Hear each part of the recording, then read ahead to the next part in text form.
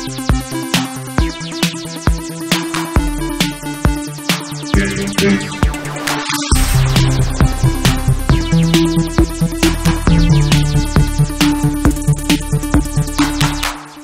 everyone, welcome to 2018.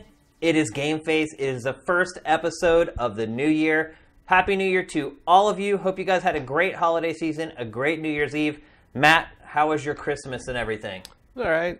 Did a trip up north. Actually went to your old neighborhood, Alameda. Oh, really? For to go to a pinball museum. Went through the tunnel, huh? Yep. A pinball museum. Oh, cool. That place has changed a lot. I've heard. I talked to somebody about Alameda like 3 months ago, and they're like, you wouldn't even recognize it. Yeah, well, last time I was there was probably to go see you, and it was basically like a flat plain with nothing of despair, with a little strip mall at the one end. No, this is like it's like stepping back in time. It's like everything's like there's a bustling downtown and artists and everything, and really, and there's like restaurants everywhere and like great Asian food. I mean, it's a completely different place. I figured that might happen. Like when I lived there, it was like overflow. People who couldn't find a place in San Francisco lived there, and it was like the land that time forgot. Yeah. Like you went through that tunnel, and it seemed like you went through like a time warp. Yeah, but I figured as the rent in San Francisco continued to grow, that people would get shoved out there. And one thing I will say about Alameda is that it is always 10 degrees warmer there than it is in Oakland, and probably like 15 warmer than San Francisco. So can't say I missed it too much, but good to hear it's changed a little. It was nice, and they have a pinball museum that like a lot of stuff, like going back to the a whole room of 40s and 50s and 60s stuff, and there's a couple of machines I didn't think were very well maintained, but like overall it was nice to play Twilight Zone and all those old games again. What was your favorite Christmas gift you got? I don't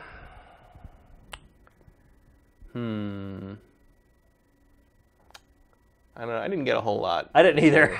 I got like really nothing. I got like 2 Christmas gifts, really. I think, I got like Okami HD, which was fun to play through, but, everybody got me like housewarming Makes stuff, sense. more or less. So. I got Steam Link and a new mouse. Steam Link's good. I've been pretty impressed with it. It's in fact, I'm thinking about doing like a little video feature that I'll put up on the site about it. But just like Cribnode's version is, I like it just for sending my screen of my PC out to my television. Actually playing games through Steam on it, like I try to play PUBG, and there's lots of like hitches and like frame rate problems, and I don't know. Are you wired or? It is hardwired, yeah. I mean, I have like those things that you plug into the outlet. Right. And then that goes into a router, and then out of the router into the Steam Link. But I mean, all my consoles work great with that setup, but for whatever reason, it's kind of stuttery with Steam Link. Still a really cool piece of technology, and I think my mom got it for me. I think she got it for like $10. Like, yeah, they're nothing. Steam Link is like dirt. I think what happened is Amazon just bought like a metric ton of them, and we're just like, what are we going to do with these things? And they just keep discounting them. So it's pretty cool. And I got a new mouse, which isn't here. It's at home. I got like a Logitech like gaming mouse, which helps me with work and a bunch of other stuff as well. So hope you guys got everything that you wanted for the holiday season, or at least some of the stuff that you wanted. Everything maybe is a tall order. But here we are. It's 2018. It is the first episode of GameFace, and we're going to do our annual year preview. We're not going to tackle it all this week. I look back last year and I realized like we did like the big 3, and then we did like multi-platform, and the multi-platform part of it is so big, I feel like it's something we're going to put in next week's show. So we're going to preview all 3 of the consoles and kind of give you a rundown, a landscape of what to expect from each one of those over the next 12 months. A couple fun things. We're going to give our predictions for 2018, our 2018 gaming resolutions, things we want to change about our gaming habits in 2018. And the other thing I should say is I want to apologize. Over the holiday, we updated our TriCaster, the firmware on our TriCaster, and for whatever reason now it will not stream on Twitch. And we messed around with it for like an hour, and finally we just decided to record the show live to tape and then archive it for you guys. So I apologize to those of you who enjoy watching the stream live and having kind of that back and forth and the live Q&A at the end of the show. But unfortunately, we're having technical issues. We hope to be back on Twitch next week. If we can't figure it out, we may start streaming on YouTube instead, which I would prefer not to do. But we'll see what we can get sorted out. But in the interest of time, we need to get the show going. So let's get on with GameFace for 2018. First, we're going to talk about Nintendo. Oh my, what a year Nintendo had in 2017. Stellar. Way better than I ever thought. We'll get to our predictions from last year later on when we talk about our predictions from this year, but I had a prediction about Switch that ended up being horribly, horribly wrong and inaccurate. But it was a great year for them last year. Easy to have a good year when you have both Mario and Zelda releasing in the same year. So it's not that big of a surprise to me that it did well. How well it did is, but not that it actually did well. But Switch is pretty much a phenomenon at this point. When I flew back to the East Coast, there were at least 3 people on my flight out there that had Switches. On my way back, when I went to the bathroom, I saw another 3 or 4 people with Switches playing them in their seats. It's turned into a thing. And a thing that you're seeing a lot of casual folks using, which kind of harkens back to the Wii a little bit. Actually outselling the Wii. Nintendo announced yesterday that it's the best-selling console in U.S. history for the for the first 10 months or 10 and a half months or whatever. Yeah, I mean, part of that is because you couldn't buy the Wii for months on end because they didn't have any. Yeah, they were supply constrained. So they've done better at feeding the beast on this one. Yep, absolutely. Got to strike while the iron's hot, and Nintendo has done a pretty good job of feeding the channels with that product. Now we're looking ahead. Here's where the rubber hits the road, so to speak. 2018. The newness of the platform is worn off. A lot of people who maybe bought it as a novelty have got it now. At least the vast majority of those people have. This is where Nintendo really has to kind of earn its customers. And this is where Nintendo has had a problem with the Wii U, and with the Wii to a certain extent. Aside from people just buying the Wii for Wii Sports or whatever. Once it really came down to, okay, now you need to give us enough relevant software to get people to keep purchasing it. That's where Nintendo's kind of fallen on its face over the last couple generations. So, well, hopefully they can refocus, because like part of the problem with the Wii was they started trying to court the people that made the Wii a phenomenon, who were not gamers. They weren't going to buy any more games. They weren't going to buy any more software, and then they left basically the people that had supported them for years out in the cold, with the exception, I mean, every once in a while you got a Mario Galaxy or whatever. Yeah. But yeah, I always remember when it comes to Nintendo's, kind of follow-up release schedule stuff, I always remember Keighley asking Reggie where are the games after their E3 presentation the following year, after they, I think it was 2006. Yeah. And, there was nothing in that, really. And Reggie's like, what are you talking about? We gave you Animal Crossing. And Keighley's like, bro. Yeah, that's not going to get it done.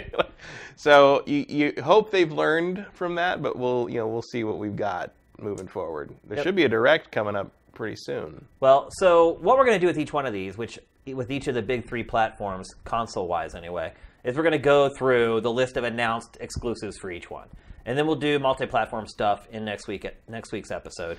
But let's start going through Nintendo's software lineup of announced stuff so far. Again, there probably is going to be a Direct pretty soon. Kirby Star Allies. That game was announced last year. So was it E3 that it was announced? I think so. And it didn't have its subtitle. Now it does. Looks like a pretty typical Kirby game. Yeah, it's like I struggle to kind of find the really hook pump for the these game. things out. I mean, Kirby in general. There's like 4 Kirby games in development right now. Yeah, I mean, it's a multiplayer kind of new Mario Brothers sort of thing. That's cool. Does it move the needle for Nintendo? Not for me. Yeah. But I mean, in general. I don't think Kirby is a force to be reckoned with in that sense, really, no. It's one of those, like, well, at least game. At least I have some software to play. Yeah, it keeps like the existing customers happy knowing that there's new stuff coming out. Kirby certainly is B and maybe C tier Nintendo character as far as sales are concerned, at least. Obviously, he has his fans, as most Nintendo characters do. But I would say Kirby's probably pretty low on the totem pole for Nintendo software. So I'm not expecting that to...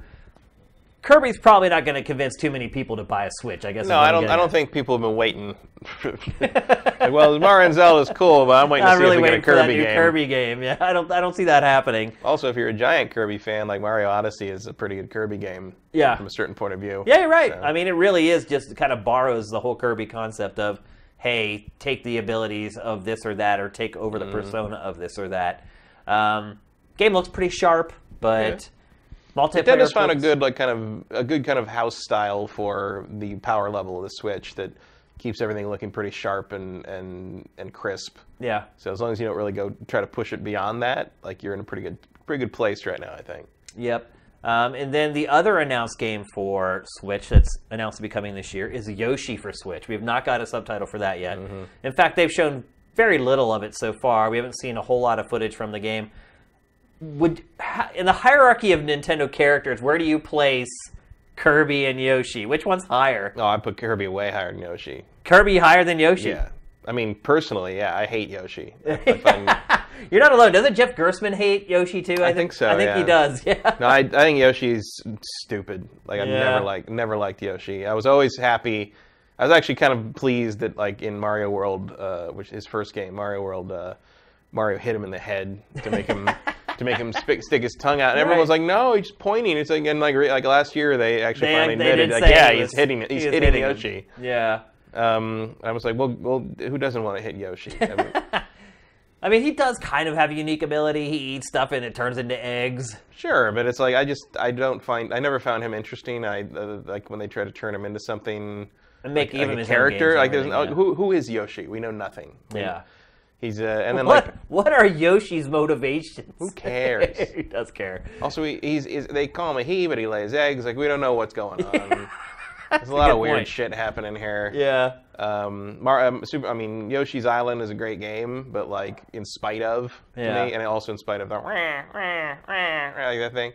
So I'm not saying he hasn't been in anything good, but I'm just saying like Yoshi's Cookie 2 isn't going to get me to buy anything. Well, we just got a little dose of him as well in Super Mario Odyssey. Mm-hmm.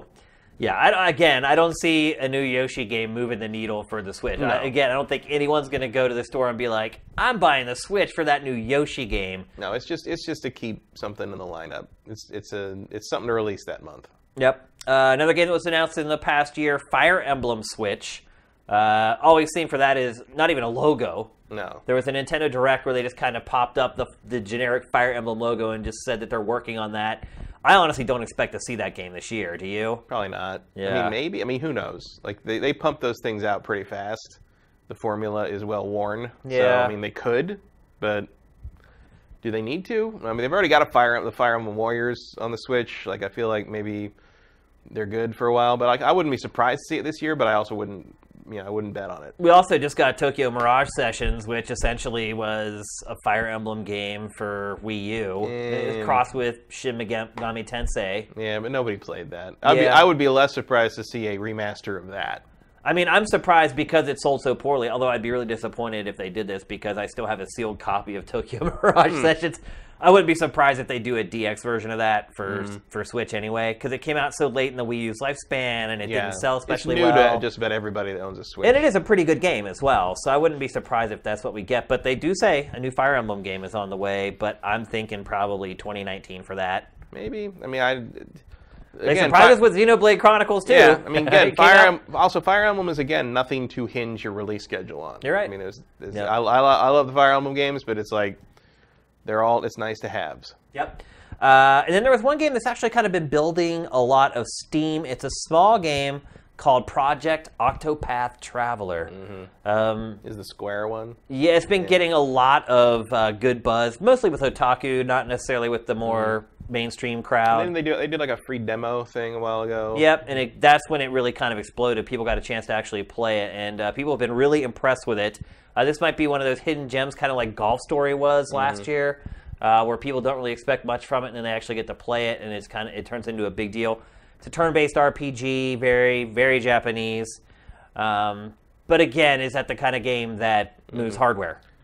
No, but it's at least something unique that you can't get anywhere else. And it's like it's not going to like convince you to buy anything, but it's also maybe one of those things you would put on your pro list of reasons to buy something. It's like maybe I wouldn't buy it for this, but like if I had it, I would buy this kind of thing. You know, yeah. They're those like sort of mid-level things that like where it's like, well, I wouldn't put the money down just for this, but like the fact that I can then play this is kind of cool. You know? A lot like Golf Story, really. Yeah. Building a lot of buzz, but I don't think it's going to build a lot of sales for Switch. No, but I do think we'll see it this year, probably. Yep. Here's one that I'm not 100% certain that we're going to see this year either, and that is No More Heroes Travis Strikes Again. Yeah, I don't think we'll see this year at all. I mean, we might see it. It's a Suda51 game, which by all accounts he hadn't even started when it was announced a year ago. So no, I think this one's 2019 at best. So. You think at best? Takes 2 years to make a game at least. Isn't it episodic though? I don't know. I thought it was episodic. Maybe. If that's the case, it might have a chance of maybe the first episode or two coming out this year. If not, you're right. I highly doubt that we would end up seeing this game. I would say the excitement for this game, I think I'm more excited for it than most people. On Sifted, it hasn't earned especially well with the debut trailer and everything. Did Suda do Dark Dreams Don't Die? Was that him? No, Who was that? I can't remember what the guy's name is. That was the other guy. That was the other strange Japanese developer. Yeah. That was the Deadly Premonition guy? I believe, yeah. It's not Suda, though. I know that for sure. No? No. All right. But, I don't know. I'm just saying episodic hasn't worked out too well for that kind of thing. Because that just went through its first season and vanished. I mean, look, the first 2 No More Heroes games weren't huge hits anyway. I think the first one sold 500,000, I believe, and then the second one sold half of that. And now here we are at the third one. Now, granted, it's looking like, I wouldn't say the install base is going to be bigger on the Switch, but I think the audience for the Switch is going to be more receptive to a game like this than the audience for the Wii was. So maybe it has a chance of doing something. I mean, looking at the games we've talked about so far for Switch in 2018, to me, it's one of the more exciting ones. I love the first one. Yeah, I mean, I like the games personally. Didn't like the second one much, but I'll play more if they're willing, if they give it to me. But it's I don't know. We have so little information about how far along this thing is. Yeah.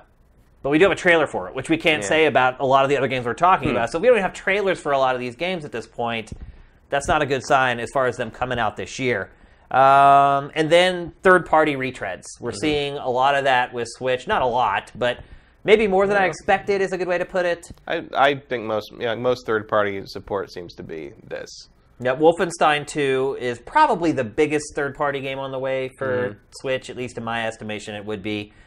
Great first-person shooter. Bethesda's already done a pretty good job porting some of the other stuff to Switch. Obviously, there are some caveats. The Switch versions don't look as good as what you're getting on Xbox One and PS4, but that's okay. I think that Bethesda with Doom did a pretty good job of creating an experience that was faithful to the other version. It still felt like you were playing the same game, even though it wasn't running at 60 frames per second or whatever like the other ones were, and there weren't as many whiz-bang graphical effects in the Switch version. I still feel like the experience was pretty faithful to what you're getting on the other consoles. And then the other semi-big third-party game for Switch is coming out as Dragon Quest Builders. That was kind of a cult hit-ish game for... Did it ever come out on Xbox One? I don't remember, actually. I can't remember. I know it came out for PS4 and Vita. I'm not sure if it ever hit Xbox One. I don't believe so. But it's basically a cross of RPG and Minecraft. And it's one of the more unique ideas from last year as far as video games are concerned. But it didn't sell especially well in Japan or America. So again, you kind of wonder what the market is for that. But I think a lot of this is, for Switch, it's an accumulation effect. It's, okay, these aren't blockbuster games. They're going to move a ton of hardware. But they're games that people who already have a Switch wouldn't mind picking up. Maybe. I mean, some of this is I wonder what the sales are like on some of these ports where did Doom sell well? Do we know? We never saw any number. I haven't seen any numbers about it. Who doesn't have that? Yeah. Who was interested already? It was. And here's the thing, though. It was way late. Doom, Skyrim, both way late on Switch. Wolfenstein, as long as doesn't drag on too much into this year, will it still be kind of relevant by the time it comes out for Switch? I wonder who's interested in that who doesn't have another platform that they've already played it on. It also appears that Wolfenstein... Unless you're real dedicated to playing everything portable. You're right. And it also appears that Wolfenstein did not sell especially well on PS4 and Xbox One, so... Clearly it's just all the Switch owners waiting to buy it on the Switch. Surely they'd rather play it at 30 frames per second than 60. Yeah. There's those people that want that cinematic look in their games or whatever. It is a great first-person shooter, though, and it is a little different than a lot of the stuff that's on the market. It certainly has a different tone, and there's no multiplayer, which will fit right in on Switch, obviously, with its sort of anemic online modes, or online options, so to speak. So yeah, those are kind of the two big third-party games so far, what does that say about third-party support for Switch? If you ain't being paid to do it, you're not doing it yet. You're not doing it, yeah. I mean, it's coming, I think, because clearly Capcom is interested, but it really seems like at this point, if it's coming out now, it's because Nintendo brought you in, And because I am 100% sure that Wolfenstein and Doom and Skyrim are on this system because Nintendo cut a deal with Bethesda. Yeah. Because otherwise, why would you throw that much resources behind an unproven system? Way Yeah. ahead. I mean, they didn't know when they started making. Oh, they were certainly funded by Yeah. Nintendo to do that stuff, without a doubt. And so now you basically gotta let these other developers and publishers catch up because they've just seen, oh, it's a hit, so we're going to start making stuff. And then you're going to, I don't know if you're going to start seeing Switch versions of things come out alongside PS4, Xbox One versions of things. I think you're going to see new, kind of like the Wii had, new projects that are specifically tailored to the hardware, which could be good, could be bad, depending on how some of these publishers interpret the audience. If they try to dumb it down too hard, or they try to make it too gimmick focused, it may not work. Like what you really want is to kind of have these intricate, or not intricate, but unique experiences that are complex enough to hold somebody's attention. You want Xenoblades, from third parties. You want things that are like, oh, this is not anything else, and you can play it only on the Switch, but it doesn't feel like you're playing some sort of dumbed down, like we made this for weaker hardware thing. You want something that people really looked at this thing. What can we make? Let's make a real thing, and you hope that's what they're doing, but who knows?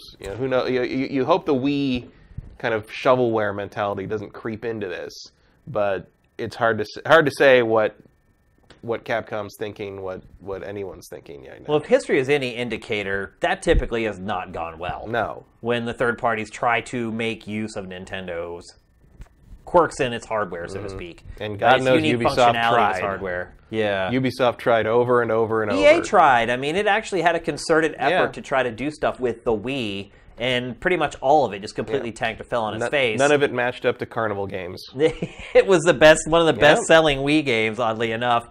In fact, all those kind of mini-game compilations were what ended up selling best on Wii, not some of the more dedicated, single-player experiences.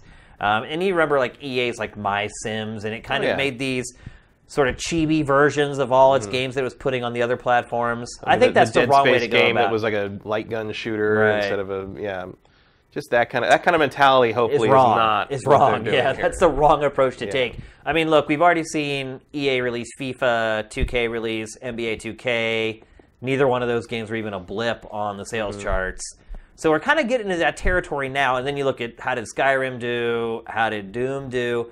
You're starting to get into that territory now where third parties are going to start looking at the sales and say, hey, do we want to place a big bet on this? Of course, in the background, you have the hardware story for the Switch, but third parties are used to hearing this from Nintendo. The Wii was a smash hit, and none of them could make money on it. Obviously, the Wii is a total waste of time for them. So let's go through the next set of games I want to talk about are games that are most likely, they're either rumored, pipe dreams, or the chances of them coming out this year is slim to none. So I will start first with Pokemon for Switch. That, to me, is probably the game I'm most excited for on Switch at this point, except for maybe another game we'll talk about here in a minute. But one of the games I'm most excited for, do you think this is going to be a brand new game built just for Switch, or do you think it's going to be yet another iteration of Pokemon Sun and Moon? I think it'll be a new game, but I think it will also be on the 3DS. So you think it's going to look like a 3DS game? I think it'll look better on the Switch. Yeah. But I think it'll be enhanced for the Switch, but I think you'll still be able to get it on the 3DS.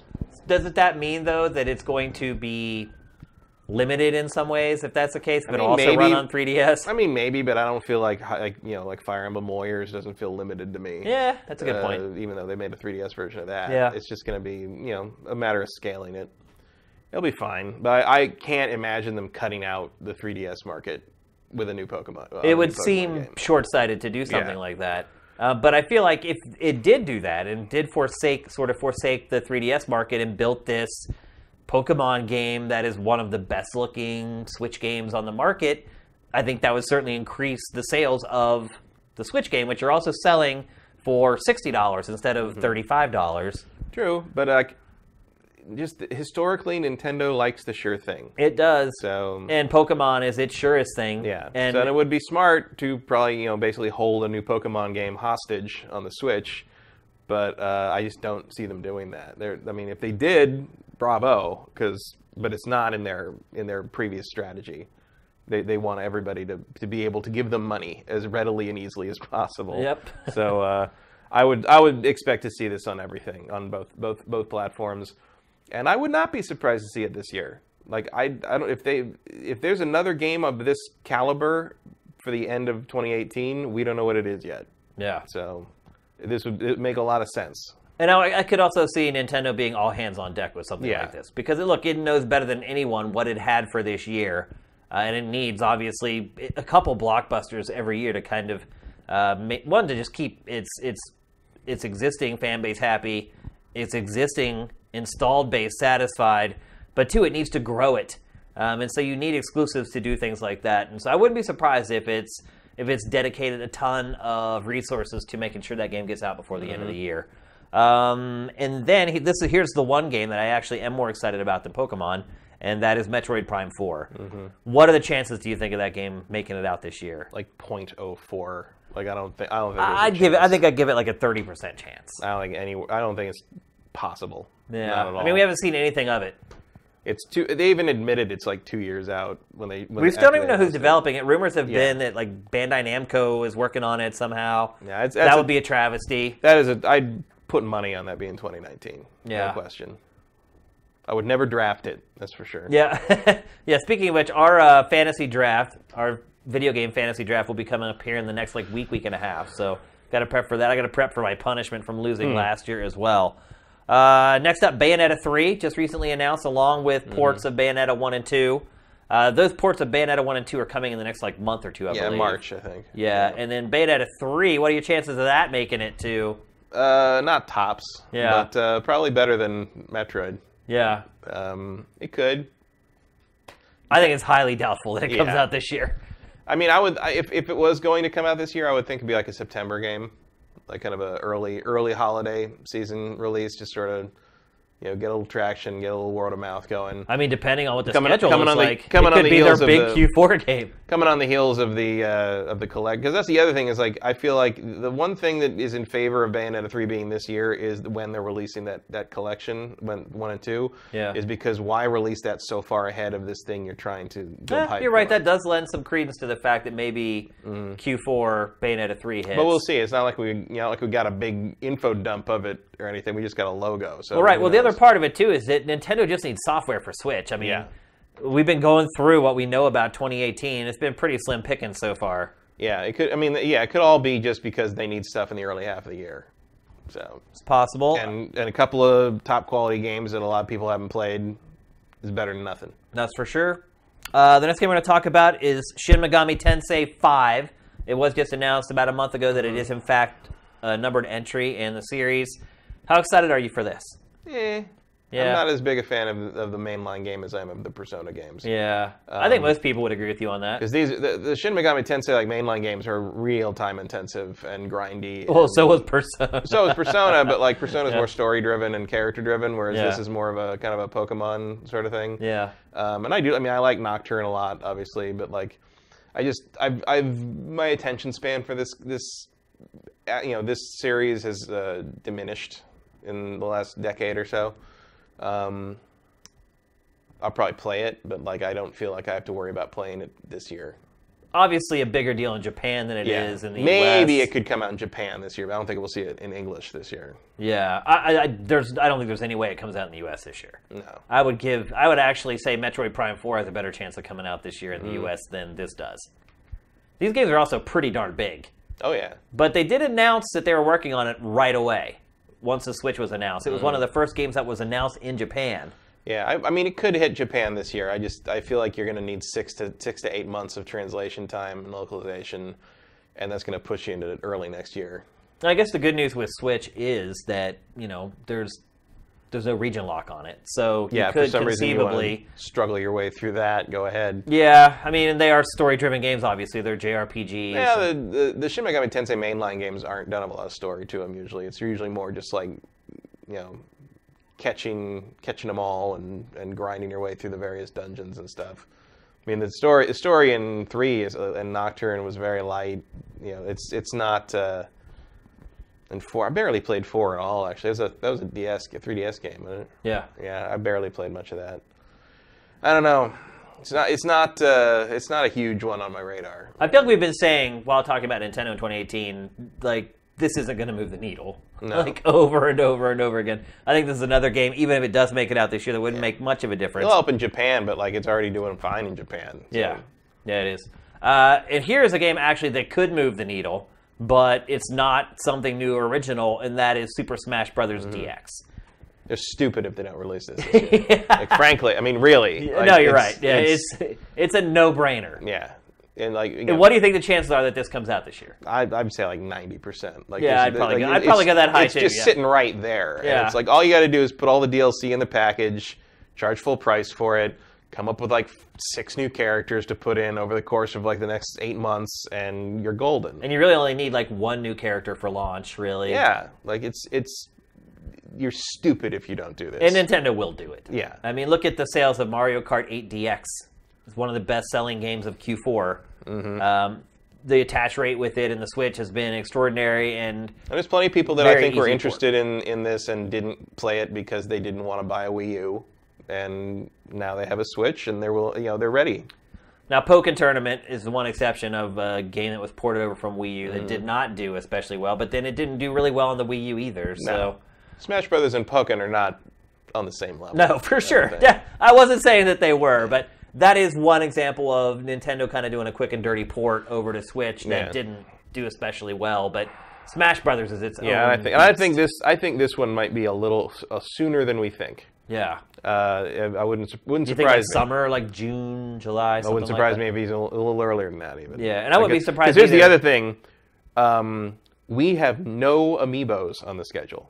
No, you're right. The last 3, there are 3 amiibos left to come out. Maybe they already came out, which was the 3 Shovel Knight characters. Yeah, I'm not sure what the release. I don't know if those came out yet or not. But before that, you had the Champions for Zelda, and now there's nothing. Nothing. And to me, that says whatever the next wave of amiibos is, it's stuff they haven't announced yet. Right. So to me, that says like, well, maybe it's the new characters for the Smash Brothers port, or maybe something else we're going to find out at the Direct. Yeah, I think there's going to be a Direct really soon. In fact, people on YouTube who are watching this much later than the people on Patreon or Sifted, I have a feeling this may even be announced before the people on YouTube watch this show.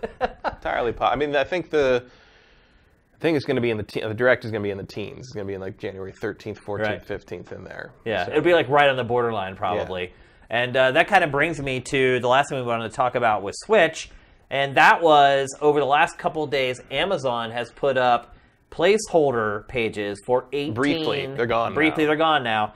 But put up placeholder pages for 18 Nintendo Switch games. So we're looking at this list and we're like, wow, that's some slim pickings there. Nothing particularly all that exciting. 18 new games. I mean, this Direct could be like a megaton Direct. I mean, who knows what those games... I mean, some of them could just be like 3DS games Wii Fit 2 or something. You're right. You don't know. But like some of them are clearly... 18, that's a lot. 18's a lot. Yeah. And maybe, if they're just announcing their whole year's lineup, 18's about right. Yeah. Or some of them could be smaller, weird little things. You don't know. But 18's a good number. For sure. That's a lot. I mean, that's E3 level announcements there. So hopefully, let's hope at least 30% of those are something that we just gotta hope that the games that they think are exciting are the games we think are exciting. Which sometimes it doesn't work out that way. Sometimes they blow you away and they are like, oh, here comes Zelda, and sometimes they start their presentation with Wii music. You're right. We'll see. We'll see, but auspicious start to the year, I think, with that Direct coming and sort of that leak from Amazon. The fact that Amazon took them down, I think, adds more credence to it. Because if it was just like whatever, once it kind of broke and people started pounding those pages, I think Amazon had been like, well, whatever. This is like a bunch of garbage software or whatever. Well, the fact that it then removed the pages. Amazon has plenty of like dead-end pages for things anyway. Yeah. I mean, like clearly this was something that was not... They slipped up, planned. Essentially. Yeah, they shouldn't have put that stuff out already. But, so yeah, that's Switch for 2018, what we know so far. What kind of hype level grade would you give for Switch, knowing what we know now? A letter grade for 2018. Knowing what we know now? Yeah. Like D. Yeah. There's very little right now. Yeah. I'm like, all my hopes for the Switch 2018 lineup hinge on this Direct. Yeah. Like, I mean, right now I'll buy Bayonetta. If it makes it out. Well, I mean, it'll make it. The you collection. mean the ports? The ports. The ports. I'll buy the ports, no question. And Project Octopath if it makes it. Yeah, I mean, look, I wouldn't, based upon what I've seen of them so far, I wouldn't purchase Kirby and Yoshi. No. There are some people out there who are hardcore Nintendo fans and maybe only own a Switch. They're absolutely going to buy those two games. But I think for the vast majority of people who maybe the Switch is their second console or whatever. Who is, by the way, the people that you have to appeal to now? Because like we've seen the 10 million ceiling for the Wii U. Like that's what you can sell a Nintendo system to by default. Yeah. Now you got to go beyond that, and you got to appeal to the people who aren't immediately automatically on board. Clearly, they've appealed to some people who are interested in the gimmick, which is a good step. But now you got to excite people just with the software, and there's nothing in the existing lineup that's going to do that. So this Direct has to bring out some bombshells. Yep. Look, I'll give it a C because look, Nintendo blew its load already in the first year, but this is Nintendo. I mean, this is what Nintendo's properties are. It's Smash Brothers, it's Kirby, it's Yoshi. Yeah, and I mean, it's going to be, by default, this is not going to be as exciting a year as last year because they fired both cannons last year. You know, you don't get that very often. You get that about once every 15 years. Yeah, has that ever happened where Mario and Zelda came out? 2002. Wind Waker and Mario Sunshine. Oh, that's right. Yeah. They were kind enough to make Mario Sunshine terrible, so we didn't have to argue well, I over completely the game disagree with that, but I hate Mario Sunshine. Oh, I really hate that game. Although I love the visual of it. Like I like running around in that town. But you see some elements of that in Odyssey. Oh yeah. But like Odyssey doesn't basically steal the Mario gameplay in the name of making me clean things. So it's true. So yeah, I'll give it a C because to me that's what Nintendo is. Like you have these years, you either get Mario or Zelda. You never get both. It would not surprise me. I should note it would not surprise me to see a new Super Mario Brothers entry, like a 2D. Yeah, a new Super Mario Brothers. Like not a new Super Mario, but a new Super Mario Brothers Switch thing. I could see that being either a big that game. or a Mario Maker or like what something. If that's what Retro's been working on all this time, a 2D Mario game? It could be. I mean, I'd rather have that than another Donkey Kong game. Me too, but I think they're going to give us another Donkey Kong game. Like, it seems to be pointing in that direction. Oh, there's a lot of monkey-shaped smoke coming out of Retro's direction. I would be really disappointed if that's the case, but I'm kind of resigning myself to the fact that probably. I've never been a fan of the Donkey Kong games. I don't like the Donkey Kong Country games either. But like you can't argue. I mean, Retro makes them as good as they can be made. You're right. Like those are gonna be. Those are. I mean, Tropical Freeze, one of the prettiest games on the Wii U. Yeah. I just have no interest in playing them. Yeah, I enjoy them, but again, they're kind of on the same level as like Kirby and Yoshi for me. Like, I enjoy them when I play them, but do I get really excited about them beforehand? Not really. And you're probably not going to pull in the casuals on them. Yeah. You're gonna be like, oh, cool, I remember that. Yeah. Like that just happens a lot with those sort of mid-level franchises with Nintendo, and they need some stuff that's. I mean, Pokemon. You get Pokemon and Smash Brothers out this year, I think you've done pretty well. You've had a good year. Yeah, you're not setting the world on fire like you did with Mario and Zelda, but like those are two very respectable releases, and everything else is just icing on the cake at that point. Yeah, and with Smash Brothers, it sold well on Wii U, but again, the Wii U's install base was so small. Right. That it was the same case with Mario Kart 8. Like, the core bought it, but there's so many people that did not play the latest Mario Kart or the latest Smash Brothers because they just didn't own a Wii U. And if you leverage the portability and the online connectivity of this system properly with Smash Brothers, you make it. You make it a big deal. No, probably not. Hey, by the way, do we have to start paying for Nintendo Online now? I don't know. We'll see at that Direct. But I'm actually sending my Switch in for repairs like tomorrow. I called Nintendo yesterday. I'm petrified that my saves are going to be wiped though. Could be. There's still no way to back up my saves. Yeah. So I'm completely petrified that the 100 hours I spent playing Zelda and the 60 I've spent playing Mario and all this time could just get wiped away. I mean, you would hope their techs, if they just replace the console, they would be kind enough to because they do have the ability now to transfer from one console to another. So I'm hoping if they do replace my console, which I suspect they're going to have to do, that they'll be kind enough to move all my stuff over there. But we'll see. That would be very considerate. It's a crapshoot, but it's like I even actually pondered like, screw it, I'll just never play my Switch with wireless controllers, and I'll just keep using the Pro. But then I was like, no, that's That's not why I bought the Switch. That's not why I have a Switch. I want to be able to play it and use all its functionality. And I need to use this functionality to evaluate its games going forward anyway. So I'm going to have to bite the bullet and send it in and keep my fingers crossed. So we'll see how that goes. Let's move on. We're going to talk next about Xbox One. Obviously, there's Xbox One S, Xbox One X. Although I noticed the Xbox One S just says Xbox One now on the box. Yeah. I saw it at Toys R Us. I didn't notice that, actually. And there were some that say S, but the newer boxes just say Xbox One. Because that's what it is now. That's what it is now. The OG Xbox One is gone. I still have one, but most people have moved on at this point to at least got the S. And they stopped selling the adapter for the Kinect. They did. May Kinect rest in peace. Rest its soul. Nah, screw it. We hardly knew ye. Well, I knew ye well enough. No, I did not want to know ye. So Kinect is done. Not that that's going to affect Microsoft in 2018. No. Let's just start going through it. There's basically the big games, or at least two of the big games, and there aren't that many, sadly, on Xbox, are delays from last year, or games that we suspected would come out last year and didn't. The first one is Crackdown 3.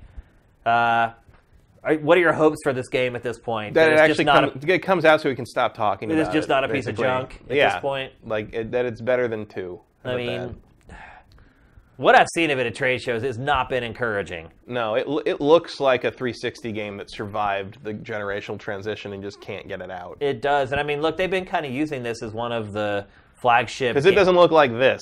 Yeah, it really doesn't. What I saw at E3 looked substantially less impressive than the footage they're showing here. And I mean, the odd part about it is that it was kind of one of the Xbox One X games, like were marketed for 4K and everything. It was a part of all those montage sort of trailers that Microsoft put it this way, I'm not surprised it can run in 4K. No. That is a good way to put it. Well, you can kind of see what it actually looks like on these smaller screens here in this B-roll. I mean, it just kind of looks like if you told me that was like a Saints Row game, I'd believe you. Yeah. You know, yeah. Not to slag Saints Row, but it's like it doesn't. Saints Row is not what I think of when I think graphical powerhouse. No. But Microsoft needs exclusive games that run in 4K in the worst way to rationalize the existence of the X at this point. But yeah, Crackdown 3. I was never a big Crackdown fan. I didn't even really like the first one when a lot of people did. We were at G4 when that game came out, and some people loved it. I remember Kevin Pereira was like all over it, and a lot of people from... I really liked it. Yeah, I mean, a lot of people from G4 would like join up after work and go and play it together. I just could never get into it. And the second one I liked even less. Is that a needle mover, though? Crackdown? Probably not. Yeah. I mean, it's another one of those things that's nice to have, and maybe you'd buy it if you were looking for some software for this thing you own. Yeah. But I don't think it's a system seller. Yep, and Microsoft needs that right now with the X just hitting also, the market. None of this stuff happens in the game, apparently. So it only happens in multiplayer. Well, yeah, the destructibility, because it's running in the cloud, Matt. We still supposed to pretend we believe that? I think we're still supposed to pretend we care about the cloud. The cloud to me has just become annoying, like on my iPhone and the iCloud, like it's just annoying. And it's just, to me, it's another way to make money and generate revenue. It's like Apple says, hey, here's this iCloud, but here's not even enough space to back up anything. Right. And Sony did that, too. But hey, give us some money and you'll have enough space. Like, well, at least Sony, remember when Sony first started doing the save backups? Like you had like almost a gig or something, and I think it filled up the first time. And now you get more, but like it's. I mean, I use the online save thing fairly often when I travel, but like I always do. It's just. Yeah, it's at least they don't make you pay. Well, you do make you pay for it because it's PS Plus only. All right. So yeah, it's another. You're already paying for it. Yeah. I'm giving you $60 a year to give me like a gig of. And on iCloud, it's just like all I know about iCloud is just the thing that occasionally asks me for my password for no good reason. Yeah. Well, iCloud does give you, I think, 5 gigs for free before but then you're backing up your phone, which has photos and videos. It's never enough. So it's a scam. It's a scam. So let's move on. Let's talk about Sea of Thieves. Game burned me in our fantasy draft last year, being delayed at the last minute. I think I made fun of you for that when you drafted it. You did. Yeah, I should have known better. It is a rare game. It's a rare game. I mean, if you draft... What rare game has ever come out on its release date? If you've drafted... Other than Diddy Kong Racing, which just appeared out of nowhere. It never had a release date. If you drafted Sea of Thieves Developer Diaries... I would have won. You'd have won easily because holy crap. There's plenty of those, yeah. I don't need to see a single one more piece of pre-release preview content on this game. Yeah. put it out. Don't talk to me until you release this thing. Well, you know they're going to have a big rush here when it's. I mean, it comes out what, in February? Sure. Or is it March? I don't know. I don't care. Who knows just when it's whenever coming it out? is. Whenever it comes out, let me know and I'll play it. But right now, I'm just like, I don't believe you. Yeah.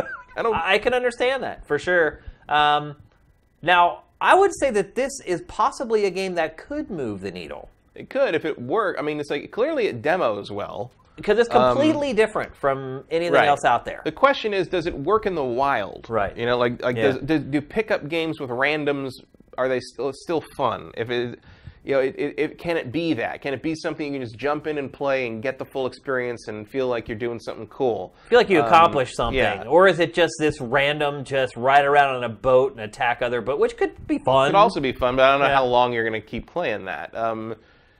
You know, is it going to require like a dedicated team of people that you know and can work with? Because not everybody has the chance to do that. Well, that's what worries me, is how much coordination does it require? Mm-hmm. If it's this thing where you're going to need to like party up with people that you know, and those people are willing to take on specific roles, that could limit the appeal of the game. I mean, most games that are like that, where you're like, oh my gosh, we have to have this guy doing this guy doing this, and this guy doing this, it always just burns down in flames. Mm-hmm. And even when you have like friends that you're playing with, can you get them to come on and play every night? And how long does that last? A week before they burn out on it? I mean, this is essentially an MMO that needs to have legs and needs to keep providing new content to players to keep them engaged.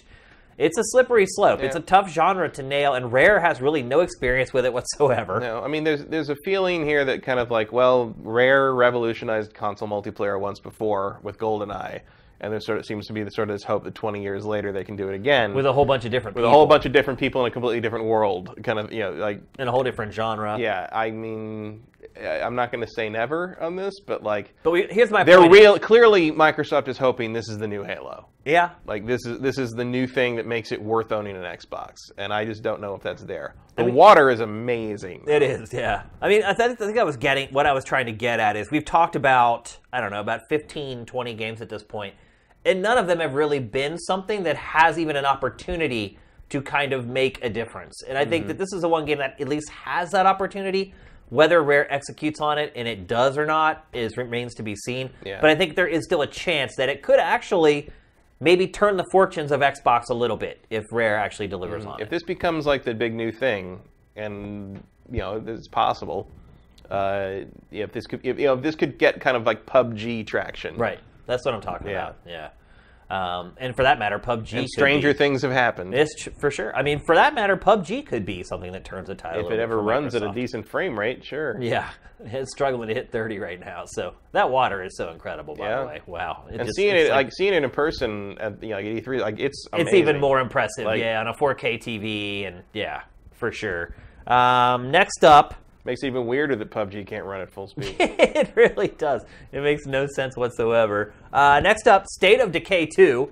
Here's a game that seems to it doesn't really pop up very often. No, it's just the marketing for this game has been pretty much like non-existent. There's been like 2 trailers that have been put out for it. And this one trailer was not tremendously impressive. I mean, we've used this B-roll on the show like 5 or 6 times. It did give us that one woman that climbs on the pickup and just has this like 1,000-yard stare. Yeah. It's like, this is fine. It's like, this is what this game looks like. I mean, it looks a little rough around the edges, but the first State of Decay was rough around the edges. So was the first one. And people still really liked it and resonated with it. Yeah, it's more about what it lets you do and kind of there isn't really another zombie game experience like it, which is a strength, because if there's one thing the zombie kind of subgenre doesn't have, it's anything that feels fresh. Yeah, I mean, it's an unforgiving zombie survival game. Yeah. And it is pretty unforgiving, provided it stays like the first game. Mm-hmm. And, I mean, if you're smart, you can get away with it for quite a while in the first game, but, like, it's designed for you to die. Like, you have all these characters in your kind of hideout, and you can pick to be whoever you want, and if one of them dies, you just pick somebody else. Yeah. It will probably be a good idea to go find that dead person's stuff. Yeah. But like, it's very much about kind of the survival thing, but also sort of helps you build up the base. And there's like sort of this thing where you get attached to these various characters. They all have different like abilities, and like you definitely have good characters you prefer to play as, and like then they get tired and you have to let them rest, and then you have to switch to stuff. I mean, it's a the first one kept me playing a long time. I really liked it, and I'm looking forward to this just because I think. I mean, it was a bit of a cult hit. Like, yeah, they've got a very dedicated audience that was big but not gigantic. Yeah, it's not gonna. Again, I don't think this is a move the needle game. But for me personally, it's I want to play this game. It's sort of Microsoft's answer to Days Gone. Yeah, a little bit. I think Days Gone is a much more spectacle-y thing. Yeah, it's a single-player, story-driven. But this is just like we used to, some friends and I used to talk about. We want a zombie game where like you have to build your fortifications and sort of like worry about your food supply and kind of go out on supply runs and stuff. And that's this game. Like this game is very much sort of a survival simulator zombie apocalypse game, but like without kind of the annoying elements of like something like DayZ, with A, all the multiplayer people trying to kill you, and B, it's just got a more, I don't know how I describe it, more of a console-y feel, I guess. It's more about kind of PvE than PvP. Yeah, for sure. And I mean, the one thing I would say about the time I spent playing the first game... There is no PvP in the first game. Yeah. So. The one thing I found that I'm playing the first one was the element of surprise. Mm-hmm. You kind of never know what's going to happen when you boot the game up, and sometimes that can be really good, sometimes that can be really bad. It seemed like there was a lot of times where I just got killed and I had no chance of survival.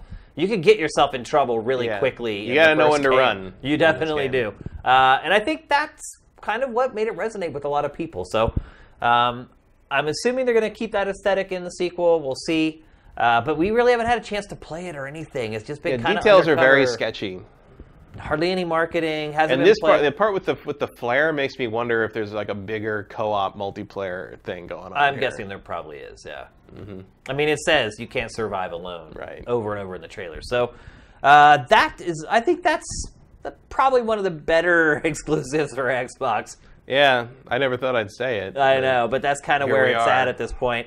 Next, we're going to move on to a couple pipe dreams. What do you think the chances are that we see Halo 6 this year? See it or get it released? Like it comes out? Almost nothing. Really? I think we'll see it. I think they'll announce it. It's been 3 years since Halo 5 came out now, but which is hard to believe. They're trying to revamp it. Like they even said last year, we're trying to kind of go back to the drawing board a little bit because Halo 4 and Halo 5 were not received tremendously well, especially 4. Yeah. I think probably pretty close to 100%. We're going to see a teaser or something for it at E3. Oh, for sure. But we'll at least see a trailer out this year, I don't think so. I think we're stuck with another Gears of War this year. I think we're going to see Gears 5. I disagree with that completely because they're still pimping Gears 4. It was kind of like the flagship game for Xbox One X. I think that's because they got nothing else. Well, absolutely, but I don't think that they would pimp Gears 4 as much as they have over the last 6 months if they're going to put out the next Gears. They're trying to get people to buy it and, hey, buy this now. Well, see, I think pass on it before, but buy it now because it's 4K. Yeah, well, see, I think they just don't have a choice.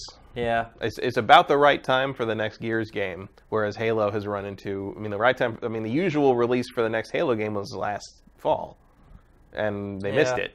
So I think Halo So doesn't that mean that this year would be perfect for it? No, because I think they really went back to the drawing board on that game, judging by what Frank O'Connor and some of these other guys are saying. Like Halo 6 I think Halo 6 was a big come to Jesus moment off of what happened with Halo 5.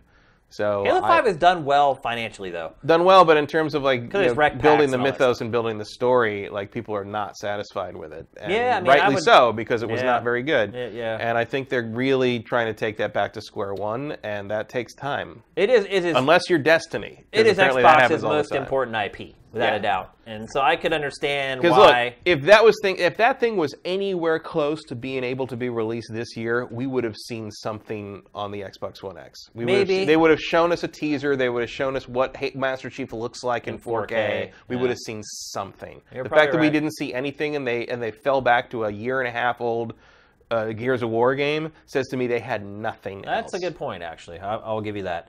And the last game, I think we'll see Forza Horizon 4 this year. Better than average. That's been the release schedule so far, every other year. It's due. So, sure, maybe. Do we need it? No, but Microsoft probably does. Like you gotta put something out. Hey, in my opinion, it's Forza Horizon 3 is my favorite driving game of this generation. Yeah, it's up there. So I love the franchise, but do I really need another one? How about you just give me a 4K version of Forza Horizon 3? I'm okay with that. Yeah. I mean, I don't know. That's kind of Microsoft in a nutshell right now. Meh. I don't know. Yeah. And like the Forza Horizon 4, I mean, interest in that game is going to hinge on where it takes place. Yeah. You know, like it's the setting. And then like you've also apparently got a remaster of Burnout Paradise coming up. Right. Which I don't like Burnout Paradise. I think it's the worst Burnout game. But I will buy Burnout Paradise HD to encourage a release of one of the good ones later on. Burnout 2. 2 is great. 3 is the best one in the series. 4 is pretty good. Yeah. But Paradise did the open world sort of Forza Horizon thing, and took away a lot of what made Burnout. But I think there's people that like play Forza Horizon because they can't play Burnout Paradise anymore. And Burnout Paradise, if they release that at the right time, could take some of the wind out of Forza Horizon sales. That's true. And you wouldn't have to buy an Xbox to play it. Yep.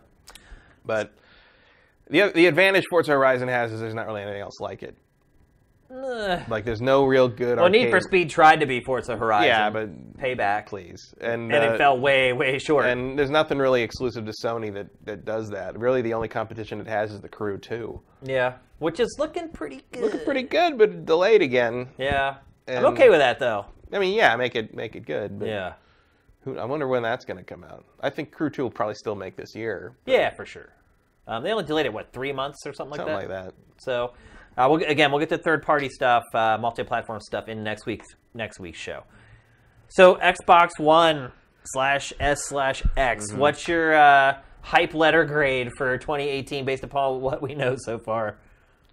See, now you're maybe rethinking that D for Nintendo, huh? Not really. Really? I mean, I still am more interested in Sea of Thieves and State of Decay 2 than anything Nintendo has announced for this year. Yeah, I'd agree with that, actually. So it's probably more like it's like a C.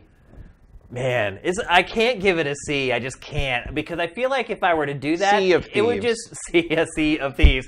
I feel like if I were to give Microsoft a C for this, it just means that I've just lowered the standard of excellence for Microsoft at this point. But maybe that is average for Microsoft now.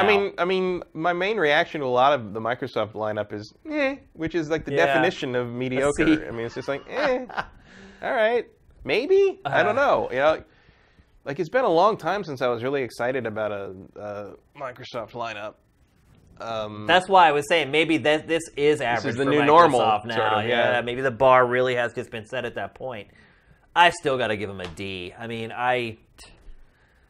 the resources that Microsoft has to look at where it's come from to see where it is now. It's bad. Yeah, but I can't. It's hard to blame the people running it now for that though, because like a lot of that came out of the horrible mishandling of the launch. I mean, of Phil the One. Spencer's been working up at the top of Xbox for a long time. Yeah, but this was. I mean, you can lay a lot of this at the feet of Matrick. Yeah. And that kind of move away from being a game system and more to like kind of embrace that set-top box pipe dream. Yeah. And that sure didn't work. That has never worked ever for anyone. And didn't work, and forcing the Kinect thing in there, and like I guess it made sense at the time, but it was very short-sighted to think that was going to last. Yeah. And just the cleaning out of the second-party stuff, which that used to be their strength, and then they abandoned it for this generation, and they're slowly building it back up, but it's not there yet. Microsoft's in deep crap. It's put the cart before the horse. It's like, we don't have any games, so let's release this new hardware that we have no games to run on the hardware. It's really kind of turned into Sony from like the PlayStation 1 era, where it's just counting on third parties to just supply everything for its hardware. And it's like a weird thing to lean on, because like the idea that like people will embrace the system where stuff runs better is not a crazy idea, because that is what happened with the 360, but it happened because the 360 did that out of the gate. Yeah. And now you're trying to change people's perception of the Xbox One, which is a far more difficult task. And I don't see anything in their library that they're showing off that is going to do that for them. First-party output on Xbox 360 destroys first-party output on Xbox One. I mean, they're not even in the same league. So it's funny. It's like Microsoft and Sony are opposite reflections of each other. Sony started out where Microsoft is now and slowly built up its first-party studios. Microsoft came right out of the box hard with the original Xbox with all these first-party games and all these exclusives, and over time it's just dwindled and let these studios slip away. It's the wrong path to take. Microsoft is on the absolute wrong path. If you want to have a winning platform... Well, I think they're trying to get off that path, but it's not something you can turn around overnight. No, that correction takes years. At least 3. At least 3. Because even if you create development studios right now, any game that you're going to want to run in 4K that's up to first-party standards is not going to be ready for at least 3 years. Because you got to get that studio together. You got to do all the hires. You got the facilities, all that stuff. That's going to take you at least a year, and then at least 2 years to build a game. Why did we see this coming so long ago, and apparently nobody at Microsoft saw it? I mean... Because we play games, and the people who were calling the shots for the Xbox One early on in the Xbox One's development and life are not. It's a shame. They're not gamers. Like, it's a shame what's happening. You could tell that the day one, when you started that system, if you could tell that no one who plays games had any power over how that OS worked. Yeah. It was not there. I'll be curious. I mean, we'll probably never get sales numbers because Microsoft doesn't give out hardware sales numbers anymore. I'm curious knowing how well Xbox One X sold over the holidays. It was certainly readily available everywhere I went right before Christmas. I saw it everywhere. I was in central Pennsylvania, which was not Philadelphia. Which was not true of the Switch or the PlayStation 4 Pro. I saw both in stores. Both I didn't see Switch any Switches. And PS4 Pro. Up in San Francisco, I did not see any Switches. I saw like maybe 1 or 2 Pros. Yeah. But Xbox One X was just everywhere. I saw it everywhere. If I wanted one, I could have got one, no problem. Yep. All the way up to Christmas Eve. I mean, you wouldn't be able to get that ultra elite like pre-order special version. I so don't care. Yeah, I don't about either. that. I'm over it. So there you have it. Xbox One X and Xbox One S look like a pretty anemic 2018 so far. Microsoft has a lot of proving to do over the next 4 or 5 months. They really gotta have something up their sleeve for E3 for sure. If not sooner. Like, I don't know. That's what I'm saying. I didn't say 6 months. I said 3 or 4 months. Like, Microsoft needs to do something big here in the first quarter to convince people of why they should buy this new hardware it just released. It's just watching movies. That's all they got right really, now. That's all it's got right now. And play third-party games, some of them in 4K. And really good, smooth versions of your 360 games. Yeah. I guess is really the only other thing. That's a tough sell for $500. Yep. In my opinion, anyway. I know a lot of you guys have went out and bought it, and you're Microsoft fans, and you would have bought it no matter what. But man, I was a Microsoft fan all through the 360 era. But I think everybody was. You gotta go where it makes sense to go. where it makes sense, exactly. All right, let's move on to PlayStation 4, still the industry leader. Switch, obviously, starting to nip at its heels a little bit. But still, PlayStation 4 is the dominant platform of Generation 8 hardware, without a doubt. Still the leader. Looking at this list of software, you can see it's the leader. Yeah. It still has a very solid lineup of games coming for 2018 that are exclusives. And these aren't even... I've probably even left out some of the more obscure third-party stuff out of here, because that's kind of the difference with PlayStation versus Microsoft and Nintendo, is that PlayStation does get massive third-party exclusives from publishers, and the other platforms really can't say that. So it's a big deal for PlayStation. It's a huge advantage for PlayStation. First game we're going to talk about is Detroit Become Human. I feel like we've kind of... That game needs to come out at this point. Yeah. It's been at too many trade shows. It's already had a couple different rounds of controversy. It's milked the marketing machine for all it's going to get at this point. And they've shown it, like, whole sequences of it. And huge chunks of gameplay. It just feels like there's not much left to show other than just put it in people's hands. Yeah, and I think we all get it as well. At this point, kind of everyone understands the concept of the game. We know. We're there. We're going to open up refrigerators and drawers. Yeah, we're going to look at things and turn them over. And then make decisions. Yeah. And that's pretty much the extent of it. I am excited for this game, though.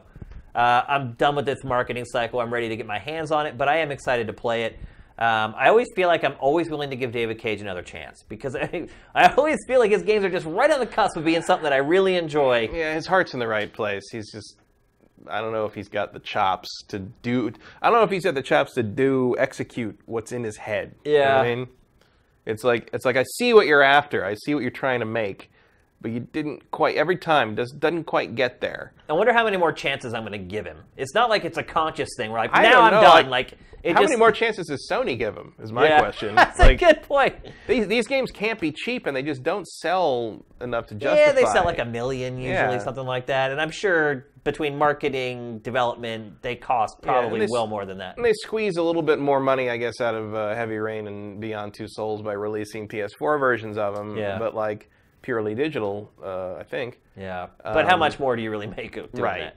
Unless you're like a Naughty Dog with The Last of Us or whatever, or you're a Rockstar with Grand Theft Auto 5, the chances of that really making that big of a dent in a deficit, because I mean, $60 million isn't much when you start thinking about the development costs, the marketing, and everything that goes along with making a game. So we'll see. I'm excited to play it. It does seem like at least a new premise for David Cage versus his prior games. Certainly a lot more futuristic, and I'm hoping that he can kind of hone that game design down to a fine sheen. Next up, your most anticipated game of 2018, Shadow of the Colossus, the remaster of that. Remake. Is it actually a remake? Yeah, they remade it from Polygon up. But, I mean, the game itself doesn't change, though, right? It's just a remaster. No, it's a remake. Like, not a single asset in this game is the same as the original. But I think when people classify remasters or remakes, remakes means that they actually change parts of the gameplay and the game design. No, a remake means you rebuild the assets from the ground up. A remaster means you take the existing assets and up-res everything. I think most people would disagree with you on that one. I don't think they would. Remake means you basically build the game again. Right, but it's a different game then. No, it doesn't. You don't have to change. Final Fantasy VII Remake. It's a different game. No, you don't have to change anything for that to be. Okay, I want to see what people think in the comments on this. You don't have to change anything. It's about whether you're remaking the assets from the ground up again, or whether you're just taking the existing game and running it on more powerful hardware, up-res, better textures, etc. That's a remaster. A remake is when you take the game and you make it again. Okay, I want to see the comments on this one. And that's what they're doing here. I think most people think... Because this is not the remake. No, it's not. This is the remaster. Yeah. This is the PS3 remaster. Yeah, you can see by all the polygons drawn in there. Yeah.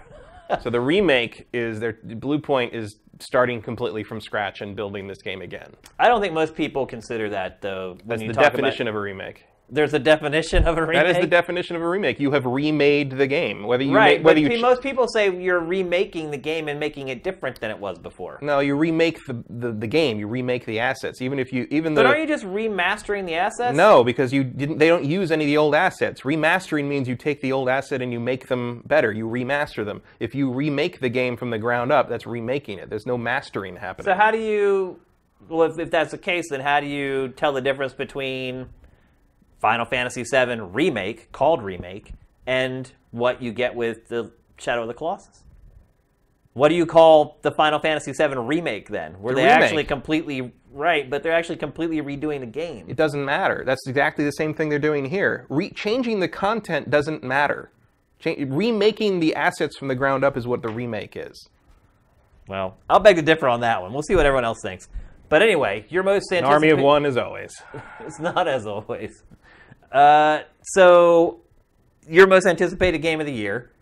Assuming they get it right this time, because the remaster... You can see had some Well, no, not that. The remaster still runs better than the PS2 version. Well, for sure. The problem was that the remaster changed some balance things and changed how fast the stamina drained. And originally they said it was because they based it on the European version, and it actually turned out they finally admitted that, they just fucked it up. So it didn't play quite right, the remaster. So I'm hoping the remake goes back to the original and gets all that correct this time. Which I don't know how easy it's going to be, because you have to basically fine tune it. You have to play the original and then play yours and fine tune everything in the remake to be like the original. And there's no way to just sort of take the settings in this one and port them over, because you are, again, remaking everything. You are not remastering it, so you can't. Which begs the question of how the remaster did that. But somebody moved a slider in the wrong place or something, I guess. But so I hope it feels like the original, but and doesn't make the same mistakes as the remaster. Do you think it's been long enough since the original was released that there's sort of this whole new generation of players that will want to play this? I don't know. I mean, the original is 14 years old now. I think to a lot of people it's new. A lot of people don't know what this game is because it was not a giant hit. It's just sort of a critical darling. Yeah. And it's a cult classic, but I wouldn't say that necessarily translates to everybody's played it. It's kind of one of those things where it's like I think there's the audience for this game, the people that love this game, always kind of had this thing with it where it was like, well, it's great, we love it, but we sure wish that it had been made on hardware that could handle it. And I thought the closest we were going to get to that was the PS2 one, or the PS3 one.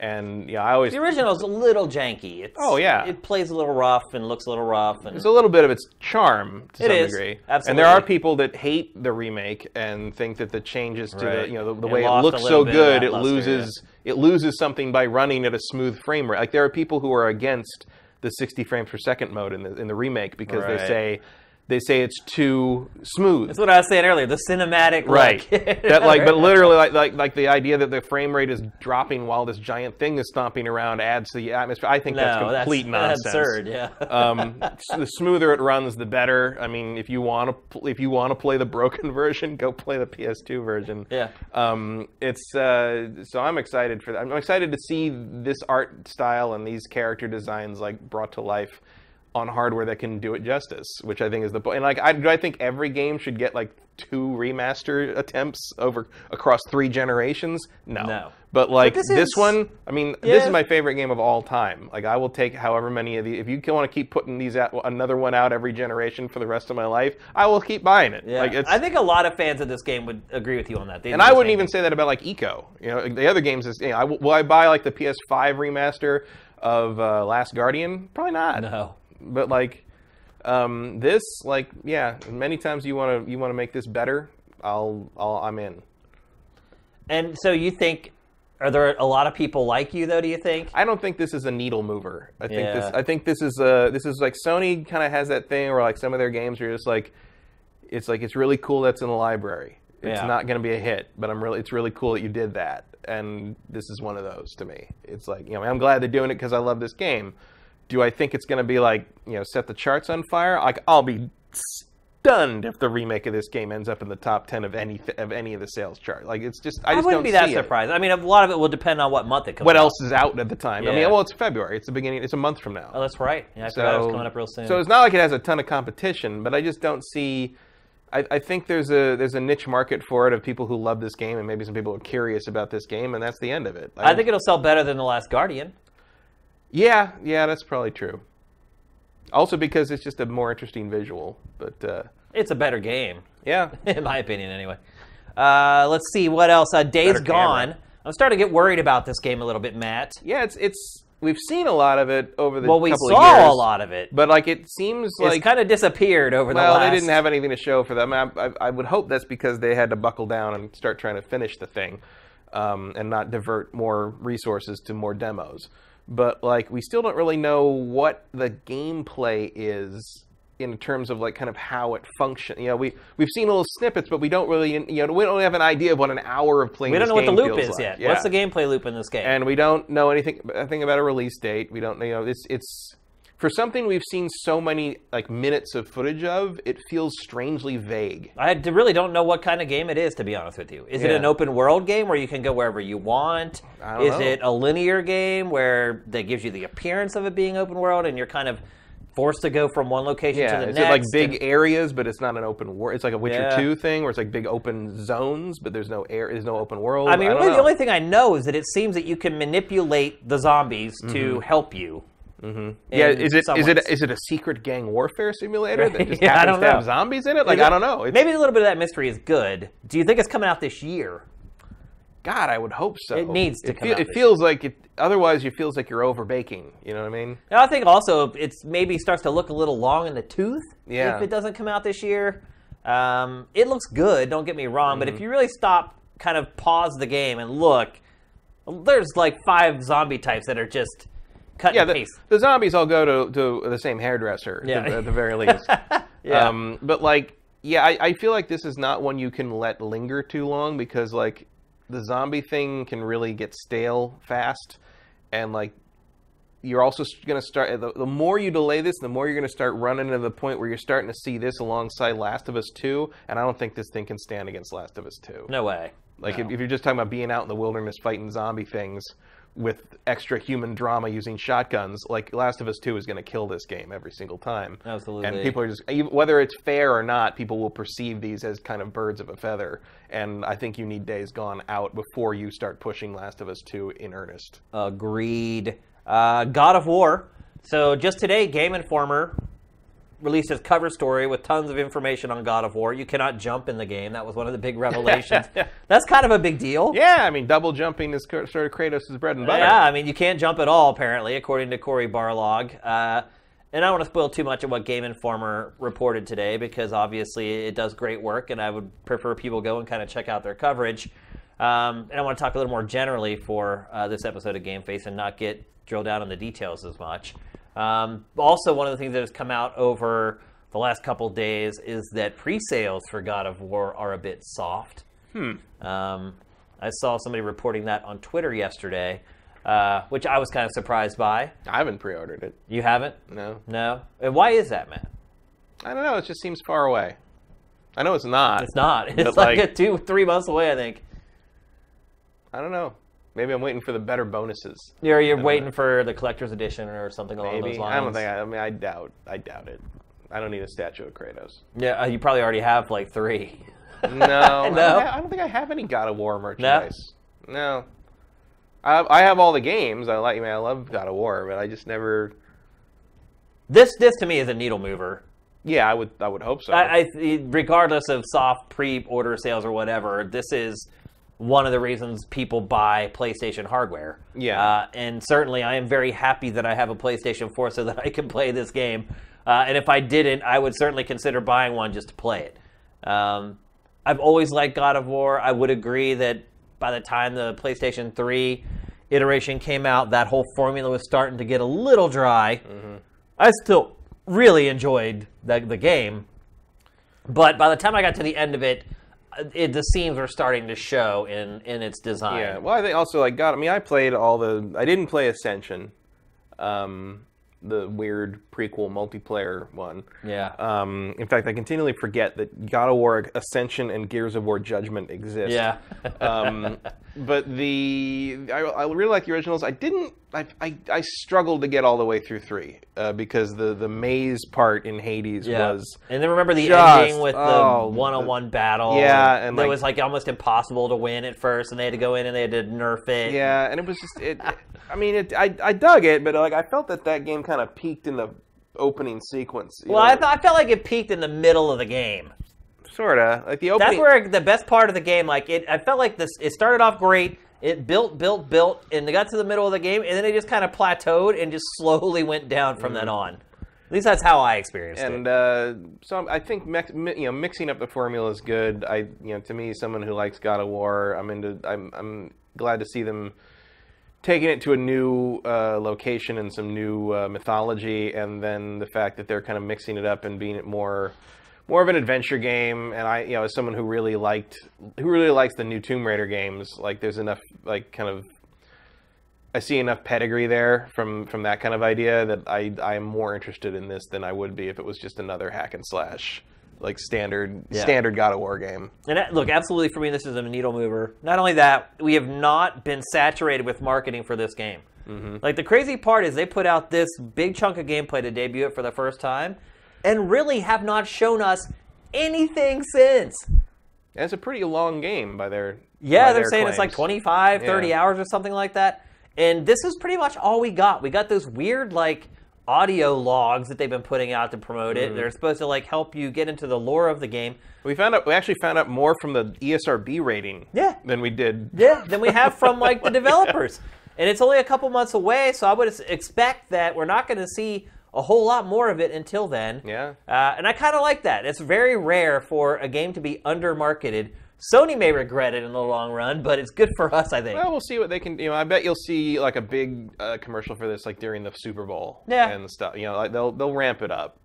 And it looks. I mean, it still looks like you look at this and you're like, this is running on a PlayStation 4. Dude, like that's crazy. Yeah, when it showed that face a second ago, my eyeballs like popped. Well, even like wow. like when they see the elk or the deer, and just the lighting on it, like it's just when it runs away, it's like it looks amazing. So I think this team has proven itself over and over again. I think they'll get so I have very little fear that this is going to be. Yeah, I think they'll get traction, even if it takes some time and some word of mouth. They'll get some traction from the same audience that makes the Uncharted games a big deal. Like the people who just want that cinematic adventure kind of thing. It's all right here. It's looking hot. Just watching this again, it gets me excited to play it. Next up, Marvel Spider-Man, Insomniac Spider-Man game. I think we're pretty safe to say that's going to come out this year. Yeah. Is there a film to coincide with that, or no? No. So it's going to be kind of the gap filler in between the next film and the last one? Well, I mean, the Marvel Cinematic Universe is kind of its own Yeah, beast. I guess you're right. It's like it's just always going, always evolving. Spider-Man is in Infinity War, which is in May, so you put it out around like early summer. Like, there's no bad time you're to riding release a Spider-Man game. You're going to ride that wave because Infinity War is going to be gigantic. Yeah. Maybe the biggest movie ever. I don't know if it can beat Avatar because Avatar was a strange phenomenon. Yeah. But consider this: it took, I think it was 2 weeks for the Infinity War teaser trailer to hit 100 million views, and that is more than The Force Awakens, Jurassic World, and I believe Beauty and the Beast combined. So, the interest is there, and if it's even just okay, it's going to be a big deal. And Spider-Man is going to obviously be a part of it. I would hope a fairly large part of it because I like Tom Holland in the role. I'd like to see more of him in this movie. Like giving people a little more Spider-Man to play as, especially the quality of an Insomniac game, I think there's no bad time for that. If this was a multi-platform game, I feel like it could have been one of the best-selling games of 2018. The next Spider-Man... It's most definitely a needle mover for Sony. Yeah, the next Spider-Man movie because you're only going to be able to get this on PlayStation 4. That is a huge deal. The next Spider-Man movie is next summer, summer 2019. Yeah, so it kind of fills in the gap year between. Yeah, so this is your big Spider-Man event for 2018. This will absolutely get people to buy a PlayStation 4, I believe. I would think so, yeah. Look, Insomniac, I feel like it's lost a little bit of its luster over the last couple years. Well, there was a time when Insomniac had never made anything other than a good to great game. Right. And I don't know if that's true anymore, especially after Fuse. So I think the luster is off them. The bloom is off that rose a little bit, but I think their top quality work is still head and shoulders above 99% of the rest of the industry, and this looks like they're firing on all cylinders. Also, the conversations we've had with Naughty Dog at E3, where you and I have both spoken with them, are very encouraging. Insomniac, yeah. As far as what they've been saying about the game, what their motivations are for the game, and the people running this game, like everyone in Insomniac, the first thing they say is we've wanted to make this for years. This is these are huge Spider-Man fans that know what Spider-Man should be, and they know who they know the mythos, they know what people are after. And it's their own version of things. They're not beholden to anything else. They don't have to fit in any other continuity. They don't have to do anything like that. They just need to give us their own take on it and create a great Spider-Man game. And you're sort of dealing with in that sense, you're dealing with a similar scenario as Rocksteady with Arkham Asylum, and that worked out pretty well. So don't kill him. There you go. It's looking great. I mean, just watching this again and seeing kind of how flexible the combat system is and how you can use the environment and everything, it's looking real hot. And Still not a giant fan of the white spider logo, but that's just me. It is what it is. That's me being a comic nerd. Right. But I think, honestly, this game of any PlayStation 4 exclusive this year is the biggest deal. Because they don't make games like this anymore. The big license game doesn't really happen anymore. But Spider-Man has such broad appeal. It's like God of War. It's like kids can't play a God of War game. And look, this may end up being rated T, which I'm guessing it probably will be or whatever. Yeah. But parents are going to let kids play this game. The audience for this is far bigger than God of War. Can only buy it on PlayStation 4, provided Insomniac ends up holding its end of the deal. I think it could be one of the biggest games of the year for PlayStation. Mm-hmm. Let's move on. Next, we're going to talk about Dissidia, Final Fantasy NT. This is a game I'm shocked isn't getting more buzz than it is. I'm not, really. It's a fighting game full of the most popular Final Fantasy characters ever. Yeah, but it's weird fighting game. And it's an arena fighter. Yeah, and like, I mean, if you played the other two, the PSP one. And this is based on an arcade game in Japan. Yeah. They're a little wonky. And of course, every time Square tries to mash its characters together, you get like a lot of weirdness and what's going on. And like, I don't know if people are really aware this is coming. Like the hype is kind of low. That's what I'm saying. But they haven't really promoted a ton of it, and when they promote it, it mostly makes people like ask questions. Like they've marketed the hell out of it. I've barely seen anything. I just haven't been paying attention. We probably have 200 trailers for this game on Sifted at this point. I'm not even exaggerating. Like probably 200. Well, I saw a thing where they put out, it was a pre-order bonus or something for Cloud's iconic nail bat. Yeah. And I'm like, unless I missed something, Cloud does not use a nail bat. Yeah. Like, I don't know where that came from. I don't know what the hell they're talking about there. They're taking some liberties with the IP a little bit. But just the idea that Cloud can fight Sephiroth, whatever, like, it seems like this game should be a bigger deal than it is. And it is a PS4 exclusive. I also think that, like, the Final Fantasy audience is not as big as people think it is. Yeah, I guess maybe it has started to dwindle over the years. But this game has not moved the needle on Sifted, and maybe it's because of saturation and people are just getting sick of looking at it. But you're right, it's coming out here in like another month or two, and there's just very little interest or hype around the game. We'll see once it gets here. Maybe that'll change. People will perk up and be like, oh, that's right, that Final Fantasy fighting game's coming out now. But still, this is a nice arrow to put in the PS4 quiver for 2018. To kind of have in the back of your mind is, yeah, there's another exclusive, a third-party exclusive, I might add, which no one else is getting at this point. It's a nice little filler because, let's be honest, the beginning of the year is nowhere near like it was, like the beginning of 2017 was. It's just not. There's bereft of quality throughout. Well, and most of the stuff that's supposed to come out at the end of 2017 actually made it. So. Yeah, you're right, which is also rare. Which is why 2017 in a lot of ways was so good at the beginning because a lot of games were delayed out of 2016. Yeah, we got the best of what 2016 missed, and then like the stuff we were promised for the end of the year actually got there. So. Yep. Here's another Japanese game that may or may not actually make a difference. Yakuza 6. Is that coming out in the U.S. this year? Yeah. For sure? Yes, it's been out in Japan. So it's like June, I guess, something like that. Somewhere in there.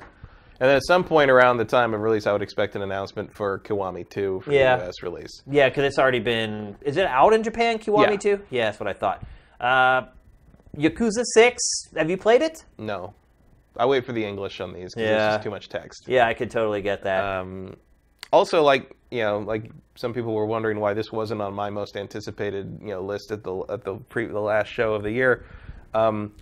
Like we got a lot of Yakuza last year. Like it was Zero and Kiwami. It's like Yaka-land, pretty much. I'm not too thirsty for Yakuza content right now, but I'm obviously in on this. This is the big finale of.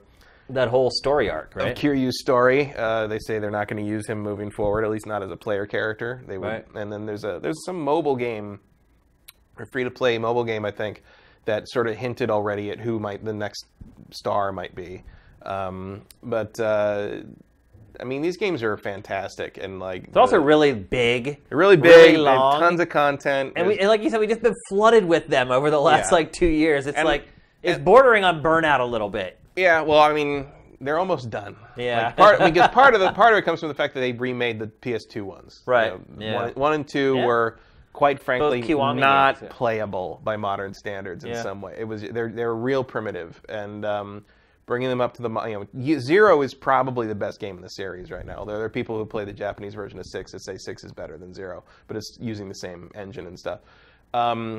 So there's no loss. There's no way to lose there. Like this is gonna be a solid finale. I don't know how much sense it'll make if you haven't played all the other 5-6 games.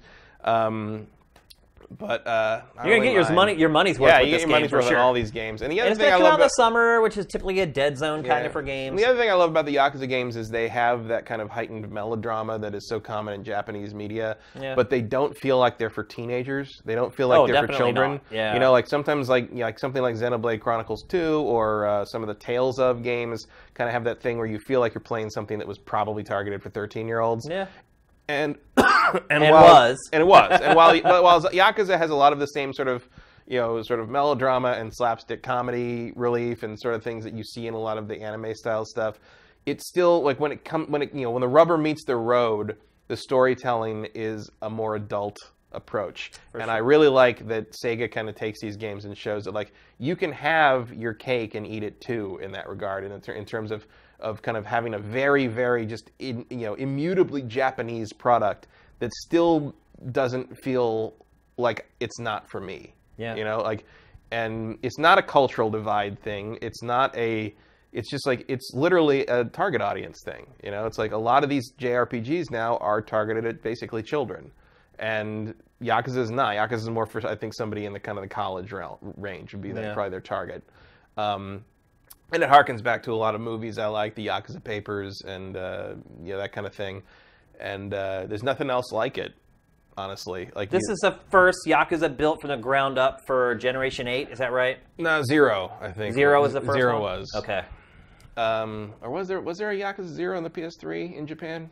There might have been. I can't remember. I think there was. 6 might be it. Yeah. Maybe there was a PS3 version of 0. I think there might have been. Can't remember. Someone will tell us in the comments. They always do. Okay, now we're going to move on to games for the PlayStation 4 that may or may not make it out this year. These are kind of on the buffer zone. Some people are suggesting that they will. Some people are suggesting they won't. The first one we're going to talk about is The Last of Us Part 2. I would have said a month and a half ago, no way in hell this comes out in 2018. However, after everything that happened at the Game Awards with Jeff Keighley, I'm starting to think that maybe it is coming out this year because it was winner of the most anticipated game of 2018. I don't think that means anything. You don't think it does? It was most anticipated game, not most anticipated game of 2018. The year was not mentioned in that category. There's no year in that category. It's just what people are looking forward to. That's an interesting point. Yeah, There is no way in hell this game comes out this year. Like I said before the Game Awards, I would agree with you 100%. No, the most anticipated is purely just what you're looking forward to. It has nothing to do with the year release. That seems bad for them to do it that way, or. Well, because that way, it's some crazy thing that's just way off on the horizon is always going to win. It's like if you put Final Fantasy VII up, it could win. It just seems right. It just seems silly though, because if you don't assign a year to it, then like you said, games that have just been announced like yesterday can still win the award when they're not even really relevant yet. Well, I think that's exactly what happened. Yeah, which is a shame. Like I feel like they should probably do it for the following. You should try to target the next calendar year. I agree with that. Yeah. But I agree with you. I would say 50% chance this comes out this year. Oh, I would. Say less? 10%. Yeah. I don't think this game is anywhere near ready. I'm sure what Naughty Dog's going to try to do is double dip, is have it come out on Generation 8. Oh, sure. Wait a few months and then put it out on Generation 9. Yeah. I think those are way out. Yeah. Could be. I think whatever the PlayStation 5, whatever they call it, I think 2020 is a fine estimate, as Eve's indicated. Yep. They got plenty of time. They put this out at the end of 2019 and still have 6 to 8 months window before they have to worry about a PS5 version. Yep. All right, next up, and this one is probably just as far-fetched, Death Stranding. No. Yeah. We still haven't seen a lick of gameplay from this game. No. And probably won't this entire year. No. Although they say the one part of this trailer is playable. Yes, you can play as underwater Norman Reedus. Yeah. Which I can't even figure out what you're doing there. But yeah. Okay. But yeah, I think I give this a 10% chance of coming out this year. I give it 0. 0? 0. This game will not be out this year. No. I mean, look, it is Kojima. Yeah. And even when he does announce a release date, he never hits it. So. Yeah. And we've also basically, if you look at any of the stuff he's talking about, he's basically said Sony is going to let me do whatever the hell I want. Yeah, so I'll see you in 2020. Sony's not going to pressure him, I don't think, to get this game done. Not this one. Maybe the next one. Yeah. Like, we'll see what this sells. They have the built-in excuse of, it's a new studio and blah, blah, blah. The setup Kojima, time. The hype will sell That itself. honeymoon will wear out eventually, just like it did at Konami. Because here's the thing, I just don't, I look at this and as technically impressive as it is, I think it's too weird for the mass audience. I don't think you're gonna. No, it absolutely is. That's this why game I'm actually this ain't gonna sell 9 it. million copies. It's gonna sell like 2. See, this is like an interesting weird though. Like the weird that was in Metal Gear Solid, like that weird was just weird. It made no sense, and I felt like it was always like a weird translation from Japanese to English. Right, the weird in Metal Gear. A lot of times, the weird in Metal Gear Solid felt like a mistake. Right, it felt like, wait, is this supposed to be like this, or am I just getting a weird translation? It just felt like things got lost in translation. This this is just freaking weird. Right, and it's an intriguing weird on some level, but at the same time, it's much like watching a J.J. Abrams film. You know the answer is going to be dumb. Yeah, possibly. It's like if I watched it, if this was like a TV show and this was like the trailer for an upcoming TV show, I would watch the living crap out of that TV show. At least until I watched it and realized it wasn't very good. Right. But the premise behind this, hook, line, and sinker, I'm in. It could be a terrible game. Yeah. But... I mean, premise doesn't mean go watch the current X-Files stuff. If you want to see a premise wasted. Right. I mean, jeez. Touche. Let's move on. Kingdom Hearts 3. No. Is that game multi-platform, or is it just PS4? As far as I'm concerned, it's PS4. That's what I thought, I play too. Kingdom Hearts games on PlayStation. We put it in the PS4 section. It wouldn't shock me if it's eventually announced for other platforms. Yeah, or maybe I mean, it already could be is. an I don't Xbox even know. One. I don't know. But it feels like since the Xbox One doesn't have the remakes and remasters on them, it feels like you're kind of hanging the Xbox audience out to dry, like by throwing this game at them. Yeah. So I feel like if it was coming out on Xbox, I think like you would probably want to put out the 1.5, 2.5 collection. Yeah. To prepare them. Yeah, that's a good point. What do you think the chances are this comes out this year? 5%. 5. Like we're hitting low percentages on this PS4 stuff. Only because I have mildly more confidence in Nomura than I do with Kojima. Mildly. To get 5% more. Yeah, 5%. If there was no Death Stranding, this would be a 0%. But I can't put it at the same level as Kojima. Got you. Fair enough. Then the last game, the Final Fantasy VII Remake. Not a chance in hell. Episodic. Negative 5%. You don't think they can maybe get the first episode done for this year? They've been working on it a long damn time. But they started over.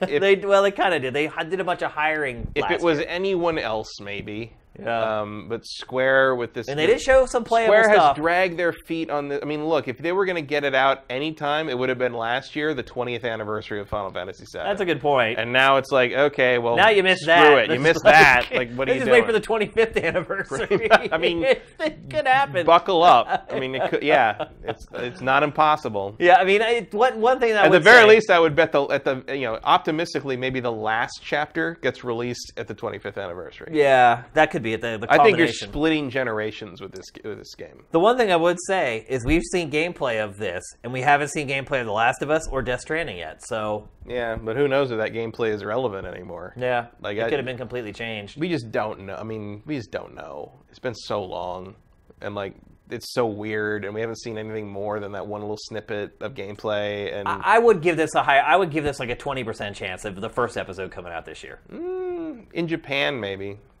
If they were smart, they do a simultaneous release. Oh, yeah. Because, dude, people will import the living crap out of this if it comes out in Japan first. I don't know. Translation be damned. They wouldn't care. People are so excited for this game. My guess is no on this. I think 20% means my guess is no. But we'll see. Stranger things have happened. Not very. Not very. I mean, when it comes to Square getting one of these weird remakes they've promised. I mean, between this and Kingdom Hearts, it's like flip a coin. Yeah. So Kingdom Hearts or this more likely this year? That's really tough. Yeah.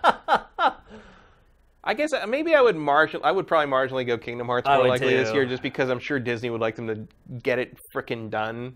And they probably don't have that kind of pressure. I'm also wondering, too, if on Final Fantasy VII. If Square might try to squeeze in some of the more recently acquired properties into Kingdom Hearts, like maybe a Star Wars Well, we don't know anything about it. I mean, people have been mining some of that stuff and have found some things. Really? There's a Frozen thing in there. There's more recent stuff in there. Star Wars and Marvel, like there's no indication yet. I mean, that would be... Could happen.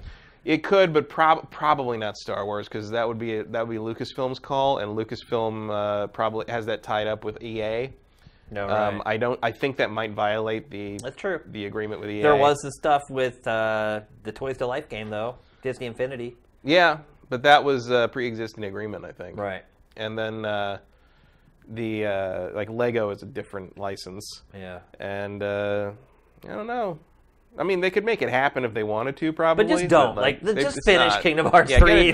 Just don't do it. It's not worth DLC. You could do DLC, but get Kingdom Hearts 3 out. I think Marvel would be a less complicated thing to put in there, which, if you can put Pirates of the Caribbean and Kingdom Hearts 2, you can put Marvel Cinematic Universe in. But I don't know if they'll go that far. It seems like the thing they're kind of touting as their big, you've been waiting for it and now it's finally here in Kingdom Hearts 3 is Pixar stuff. Yeah. I've read something about that, actually. So we'll see. So that's it for PlayStation 4 as far as exclusives are concerned. Again, we'll get to multi-platform third-party stuff in next week's show. What letter grade would you give for Sony for 2018 based upon what we know right now? Like a B+ right now. I agree. Yeah. I would probably lower that if God of War wasn't there. But it is. It is. So. God of War is really anchoring this lineup, I think. Spider-Man, though. Yeah. I think Spider-Man's maybe a bigger deal. Sales-wise, and then your favorite game of all time being completely revamped. But I can't add that. I mean, that's an A all by itself, but I can't throw that in there. Trying to show that doesn't do anybody some integrity here in this. I'd agree with you. B+. I mean, of the three, once again, Sony looks like it's going to have the best first-party exclusive lineup for 2018. Mm-hmm. We'll see. Obviously, with all the stuff coming up for Switch, 18 games apparently that we should hear about. Yeah. Nintendo has a chance to kind of overthrow things a little bit, but after kind of a little bit of an off year last year for PS4 as far as exclusives, it looks like 2018 is going to be a little bit better. So pretty excited for that. It's time to move on. We're going to do next our 2018 predictions. However, before we go on with 2018, I actually went back and watched episode 72 from last year. And I will say I was much more svelte in episode 72 than I am in this episode. It was quite an eye-opener for me, and I'll get to that in a little bit. But I want to go over what our predictions were for 2017, because a lot of times we make predictions, we never go back and actually see how we did. I wanted to make sure we did that this year. So our 2017 predictions were, your first prediction was VR will continue to fade. I think that was right. I mean, the sales were better than I thought they'd be. Yeah, maybe a little bit. But I think, as you keep saying, the killer app isn't there yet. Yeah. Like the breakout moment hasn't happened. Yeah. And I think the Quest still stands on the edge of a knife. And Sony announced today that by the end of 2018, it will have doubled the software library for PlayStation VR. That's good. I mean, there's some interest yet, but I will say this: since I moved, I have not unpacked either VR headset. Yeah. So mine literally has, like, I was talking yesterday. I was on Colin Moriarty's podcast, recording it yesterday, and that'll go up, I think, for his patrons today, and then for everybody else next week. But anyway. Well, today being Friday. Yeah. And this will probably go up Saturday. Yeah. So or late Friday night, depending on where you live, I guess. So yesterday. Yeah. It's probably up now. Well, for his patrons, not for anybody else. Okay. Yeah.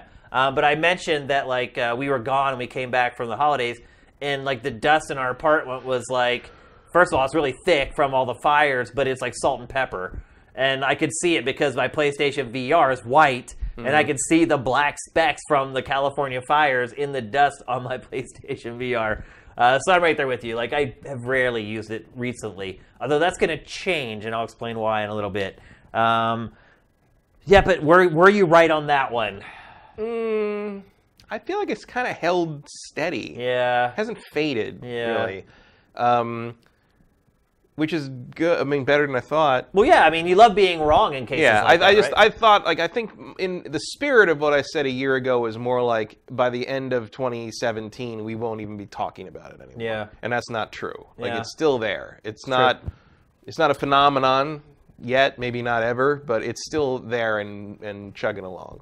Yep. My first prediction was that the Switch would sell less than 5 million units worldwide. Whoops. Oops.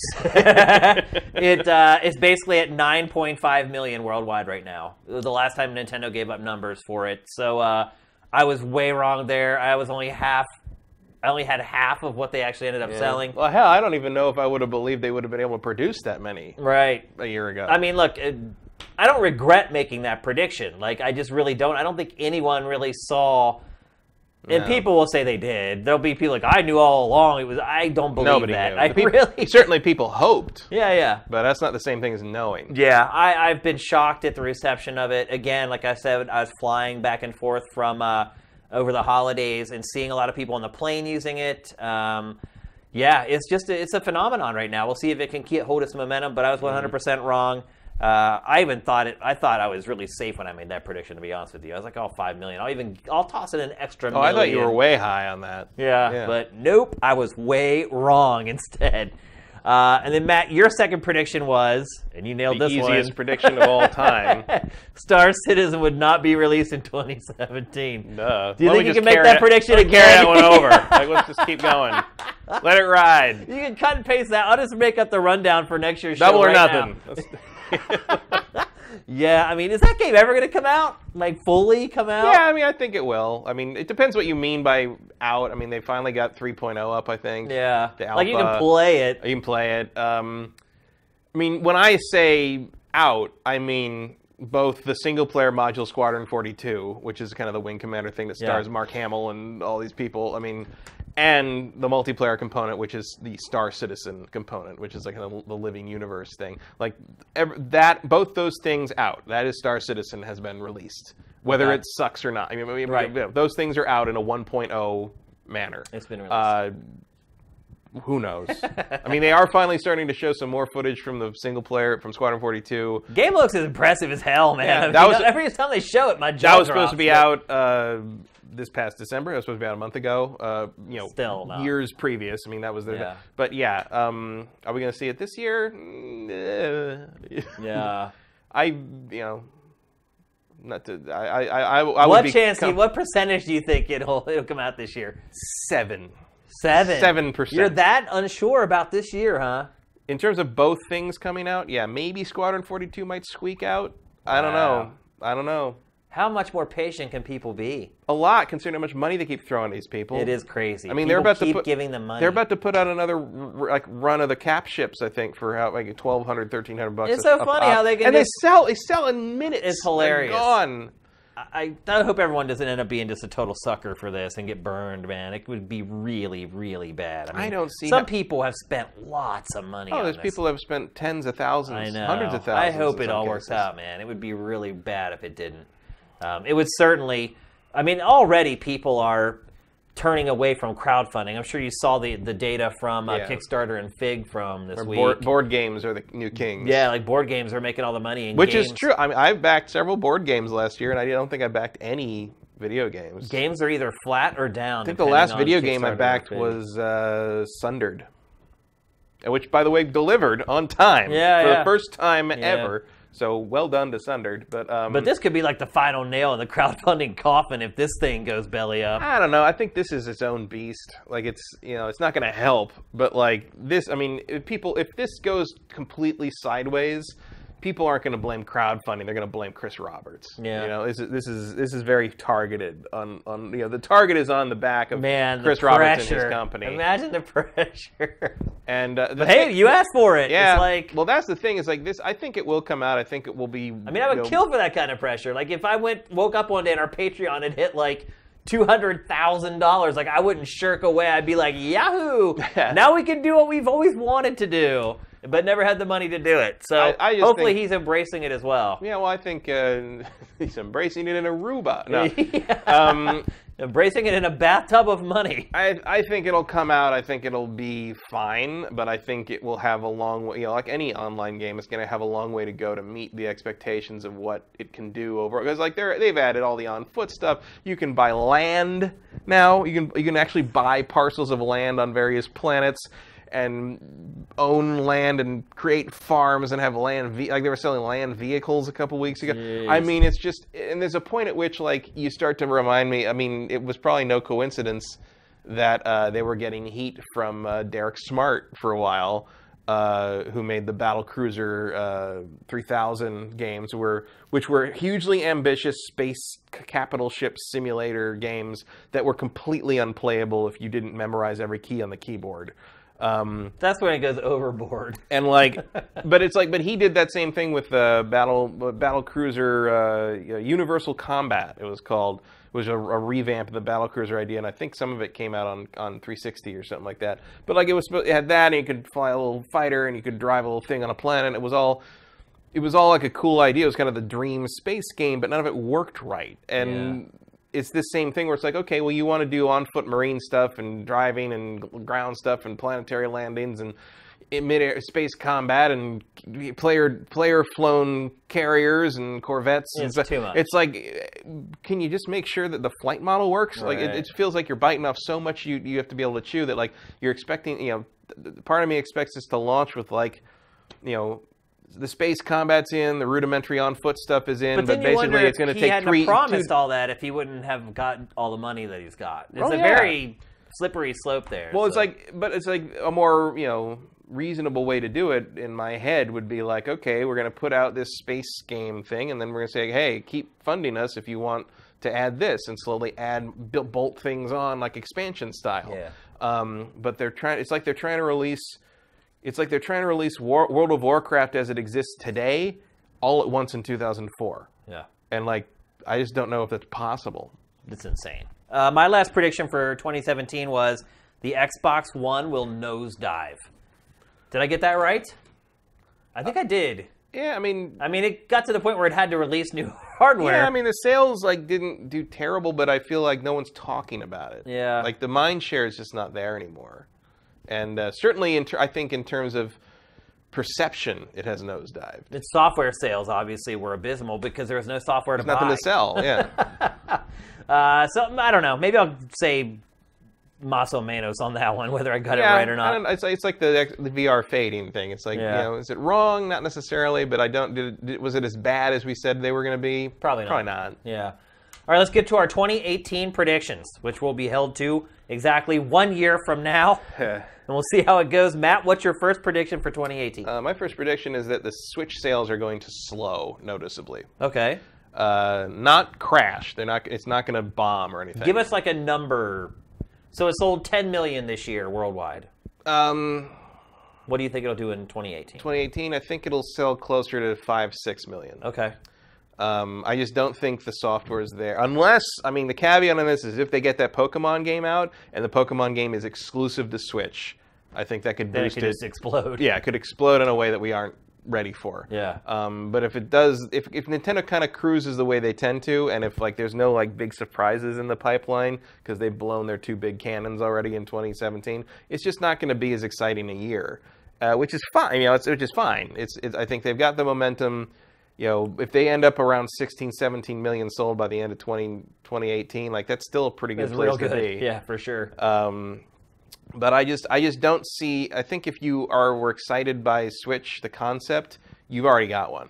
So what's left is people being excited by price drops, which are not going to happen anytime soon. Bundles, which might be a thing if you can put Mario and something later on. Smash Brothers. And Smash Brothers maybe.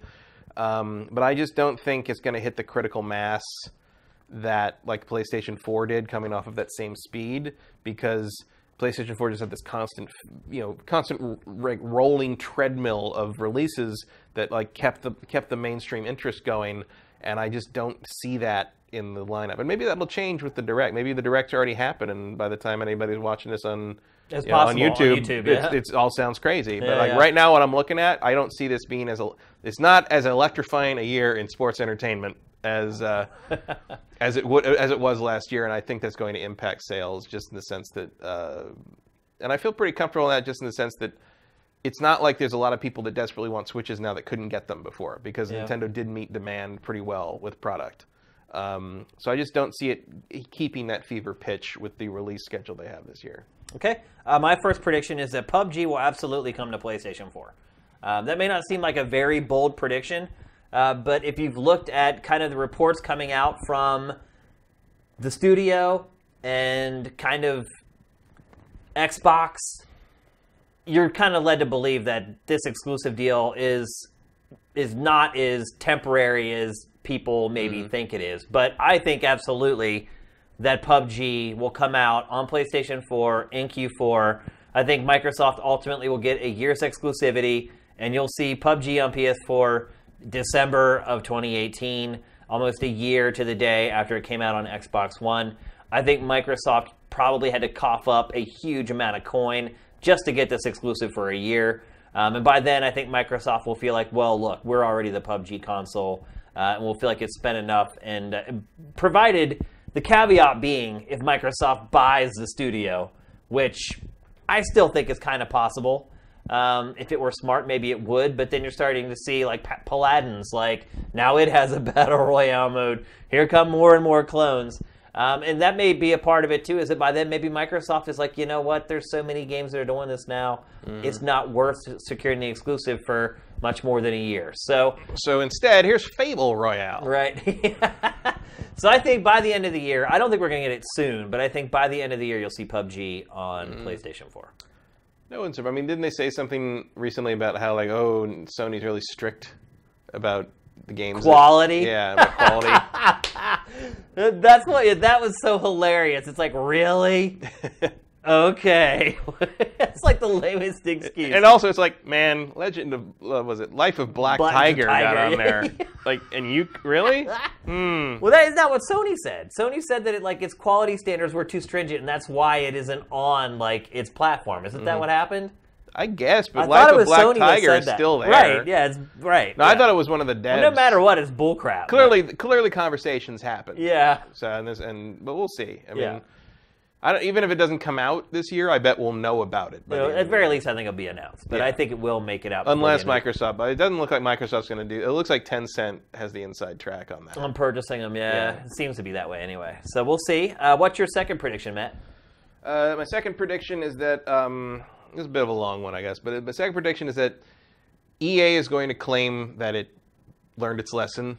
Especially, like, I think we're going to see like a big official statement. Yeah, like a mea culpa at the E3 press conference where they're like, we heard you and we know, we all want the greatest game, but they're gonna prove they didn't learn anything by microtransactions put in something. Like they're gonna do it again, and they're gonna do it as bad or in a different way that's just as bad, and we're all gonna be like, well, they didn't learn anything. And my guess would be that would probably be Anthem. Yeah, that seems like the obvious. I mean, obviously, the game design of the game is obviously that might palatable. Obviously, that might slip such to nefarious spring. practices. And obviously, like Anthem might and or probably will slip to spring. But like, I just feel like they're gonna do something to bork this up. And it'll still be worth playing. It'll still, it'll be like, it still won't be like, oh, I'm not gonna refuse to play Anthem because they did. But they're gonna do something that just makes you go, guys. Why? Stop. Like, I mean, the funny thing is that, like, with all the uproar of loot boxes, like, what I've noticed is that they don't really bother me. Like, no. I feel like they bother me more on the principle than the actual practice. Right. Well, because it's a predatory marketing tactic. Right, but it's like, annoying. For how I actually play games or interact with games, like, I rarely, they don't bother me. Like, they don't really do anything to me that I find negative. I realize that there are other people out there that it does really bother. And I can see where some people may be in situations where it's bad. Mm-hmm. But for the way I play games and how often I get to play games, it really is kind of irrelevant to me. So it's kind of funny that it has ultimately become like the biggest story of 2017 really was like loot boxes. Mm-hmm. But for me, it's like, even if they had loot boxes in Anthem, that would make some people not buy the game. For me, whatever. I'm like, I can't wait to play BioWare's new game. Like, I'm playing that thing. I don't care. There could be a loot box on the box for the game, and I would still buy Anthem. Yeah, I wonder how, like, I don't know what the internal politics of it will be, whether BioWare lost some kind of clout internally because of how Andromeda turned out. Like, we don't know. Like, how hard EA can push. If EA, maybe they did learn something. Maybe they did realize that that's not the. Maybe the phone call from Bob Iger, the head of Disney, scared the hell out of them to a degree that we needed them to be. Because I think EA is really the only company that's doing loot boxes so egregiously wrong. Yeah. And maybe we see the same behavior from that company over and over and over, and it will not surprise me at all if. We get a big production of like, oh, we're with you guys, and we love the gaming, and we know you love single player games, so da da da da da. And in the end, it's just all business as usual. So my second prediction for 2018, and this one I don't know. We'll see what you think about this. My prediction is that Grand Theft Auto 6 will be officially announced this year. We all know it's coming, obviously. Right. We know Grand Theft Auto 9 is coming eventually. But I think this is the year where Take-Two finally says, hey, it's coming. Maybe gives us the first image of the art or whatever, the logo. Maybe even shows the trailer for it. It's been 5 years since the last game came out. Usually right around now is when Rockstar finally starts. And look, Red Dead Redemption 2 is coming out. Yeah, it'll be after Red Dead Redemption 2 absolutely. comes out. Absolutely. Once Red Dead Redemption 2 is out, it's had its first month of sales. I think then we finally start hearing something about Grand Theft Auto 6. I don't think that's super crazy. Like, I think, at the very least, after Red Dead Redemption 2 comes out, we're going to start seeing something about Rockstar's next project, and it seems pretty sensible to think that would be the next GTA. Yeah. I mean, I know Packer's been talking about, like, Midnight Club and all this other stuff, but it's Grand Theft Auto. That's what's going to be the next big game. Who wants Midnight Club? I don't know. Yeah, I don't know where he came up with that. It's so funny. It was like one of the first episodes we ever shot, and that was one of his predictions. So, yeah, and I think, look, Grand Theft Auto 5 has finally run its course. Let's be honest. Like, it has milked that game. They're getting for all its worth. last big heist DLC out with the flying DeLoreans and all that stuff. So it's like, what's left for you? It's a nice big send off. It is, absolutely. And I just think the timing's lining up. I don't think it'll be E3 because what is the release date for Red Dead 2? Like June. Well, there's no solid one, but there was a leak that said June. I think June 8th. So E3-ish. E3 around there. But again, like I think so maybe at E3 we could be around something? E3. I bet around if you're right, I think around E3 we would get a logo. Because that's pretty much what we got for GTA 5. Because I remember the logo popped up and everyone was trying to analyze the fact that it had $5 bills on it and kind of it was. So something like that wouldn't surprise me. But actually, to contradict myself, I don't think it'll happen at E3 because Rockstar will not share that stage with anyone. Oh, but it will wait and do its own thing for Grand Theft Auto 5. So it'll be like in July or something like that. But that did happen around E3, the GTA 5 It did, thing. yeah. It absolutely did. Yeah, I just don't think it will happen at E3. It will wait. No, it'd be around the time. It'll wait for the dust to clear a little bit. So anyway, that's second prediction. What's your last prediction, Matt, for 2018? My last prediction is that Xbox One exclusives will remain anemic for this year. I think that we just proved that out. Yeah, we kind of did. But in terms of we don't know what happens. We don't know what happens in the second half of the year. There's announcements to be made, and at E3 or whatever. But I still think they're trying to get back on track. But I think it's going to be 2019 before we start really seeing any kind of any of the new leaf. And your other option is like at E3 they start announcing stuff way far out.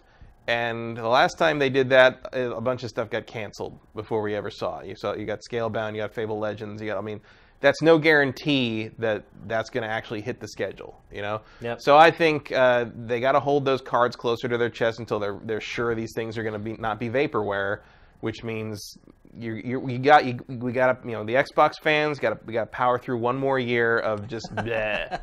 It may be more than one more year. but at the very least, until we get to the point where Microsoft starts showing stuff that's like, hey, this is the new normal. The old normal is going to still be in effect for 2018 for Microsoft. I absolutely believe that. My last prediction for 2018 is, and this one contradicts your first prediction a little bit at least. My prediction is that the Switch will outsell the PlayStation 4 in 2018. That's a pretty bold prediction. Yeah. And that is knowing, obviously, the software lineup for Switch. But I think where my opinion of Switch differs a little bit with you is I don't think that everybody who is hype about Switch has got a Switch yet. And this is all based on anecdotal evidence of me being in 4 or 5 different cities on the East Coast over the last couple weeks with different family members, all different ages. It's what everyone is talking about. Everybody knows I work in games. I'm into games. So when I come around, they always ask me their one burning question. And the 2 questions I got from everybody was, hey, how's that new Star Wars game? And 2, what's up with Switch? And that was from all age ranges. Like all my buddies who are in fantasy football leagues with me on the East Coast, they've been text messaging me, calling me for like 2 weeks straight, saying, okay, well, where can I find a system? Can I get any? Like half of them managed to find a Switch, the other half haven't. They're still on the hunt looking for it. When they got it, they were calling me on Christmas Day saying, how do I set up like the online and all this kind of stuff? I haven't seen anything like this for a long time. And so, in my opinion, I don't think the hype in it and the kind of that huge, like, I don't know, critical mass moment for Switch is over yet. And so I think there's a lot of people out there who still want it. I also think there's a lot of people who, we look at the software lineup this year, it's not great, what we know right now, but there's a lot of people who still haven't got it, and they'll be happy to play Zelda and Mario still. So, and Mario Kart for that matter, which was actually the most popular game that my circle of friends bought with their Switch, which I was kind of surprised by, even though I told them to get Mario or Zelda. So I still think the wave is still cresting. I don't think it's really hit that yet. I think it's still building, and I think 2018 is going to keep building momentum. And I think even though maybe people aren't interested in a lot of games we talked about earlier in the show, I think they're just going to see that they're coming and be like, oh, and look, there's all these other games coming too. 2 Game of the Year candidates from last year. I think, and I also feel like PlayStation 4 at this point has kind of crescendoed. I think it still was the bestseller in November of last year. It was pretty close though. And I think the supply constraints are going to be not a problem at all this year for Switch. I think you'll be able to find them in stores readily. I think it'll be close, but I do think that ultimately the Switch will move more hardware worldwide in 2018. See, I think when people ask me, because a lot of people ask the same question, not as much interest about Battlefront 2, though. No? That's what a lot of people ask me. Everybody asked me, and my answer was always the same, and it's going to remain the same for the next year. How do you feel about Mario and Zelda? Yeah. Because there's nothing else. No, you're right. You're absolutely right. I mean, with the exception of Pokemon, and it's like, and Smash Brothers is not that. Smash Brothers for the fans. Smash Brothers for the people that the early adopters who bought the Switch want that Smash Brothers on that new system that carry around with them, etc. Smash, just like the diehards were saying, oh, Splatoon 2 is going to move Switches. No, it's not. Yeah, I knew that was not the case. But... Smash Brothers, same. Smash Brothers is a nice to have, and it's going to help if you're like, oh, I'd like to play Smash Brothers. But like, I think if you're a diehard Smash Brothers player, you bought a Wii U. You had a Wii U, absolutely. Yeah. And with the exception of that possible Pokemon game, I just don't see anything left to build that wave. Like, and I think you are going to still see people in the, that's why I said slow down, not crash. I think you're going to still see people buying it and interested in, catching. There's always going to be the people that are, a little 6 months behind. But in terms of like energizing new groups of people to want it that didn't want it before, like I don't see what's going to do that. Unless that Pokemon game revolutionizes things real I think it's just the hardware. People are just excited about the hardware. The ability to dock it, play it on your TV. I know, it's crazy. Like, I never dreamed people would get so excited about it. But, I've seen phenomenons like this before, like with the DS and, like, the first 3DS. Like, you can tell when you go out places and you see people using this stuff in public. And I've never seen that. Really? I haven't seen anyone using a Switch in public. I have, like, over and over. I saw it over Now, I haven't been on a plane recently. Yeah.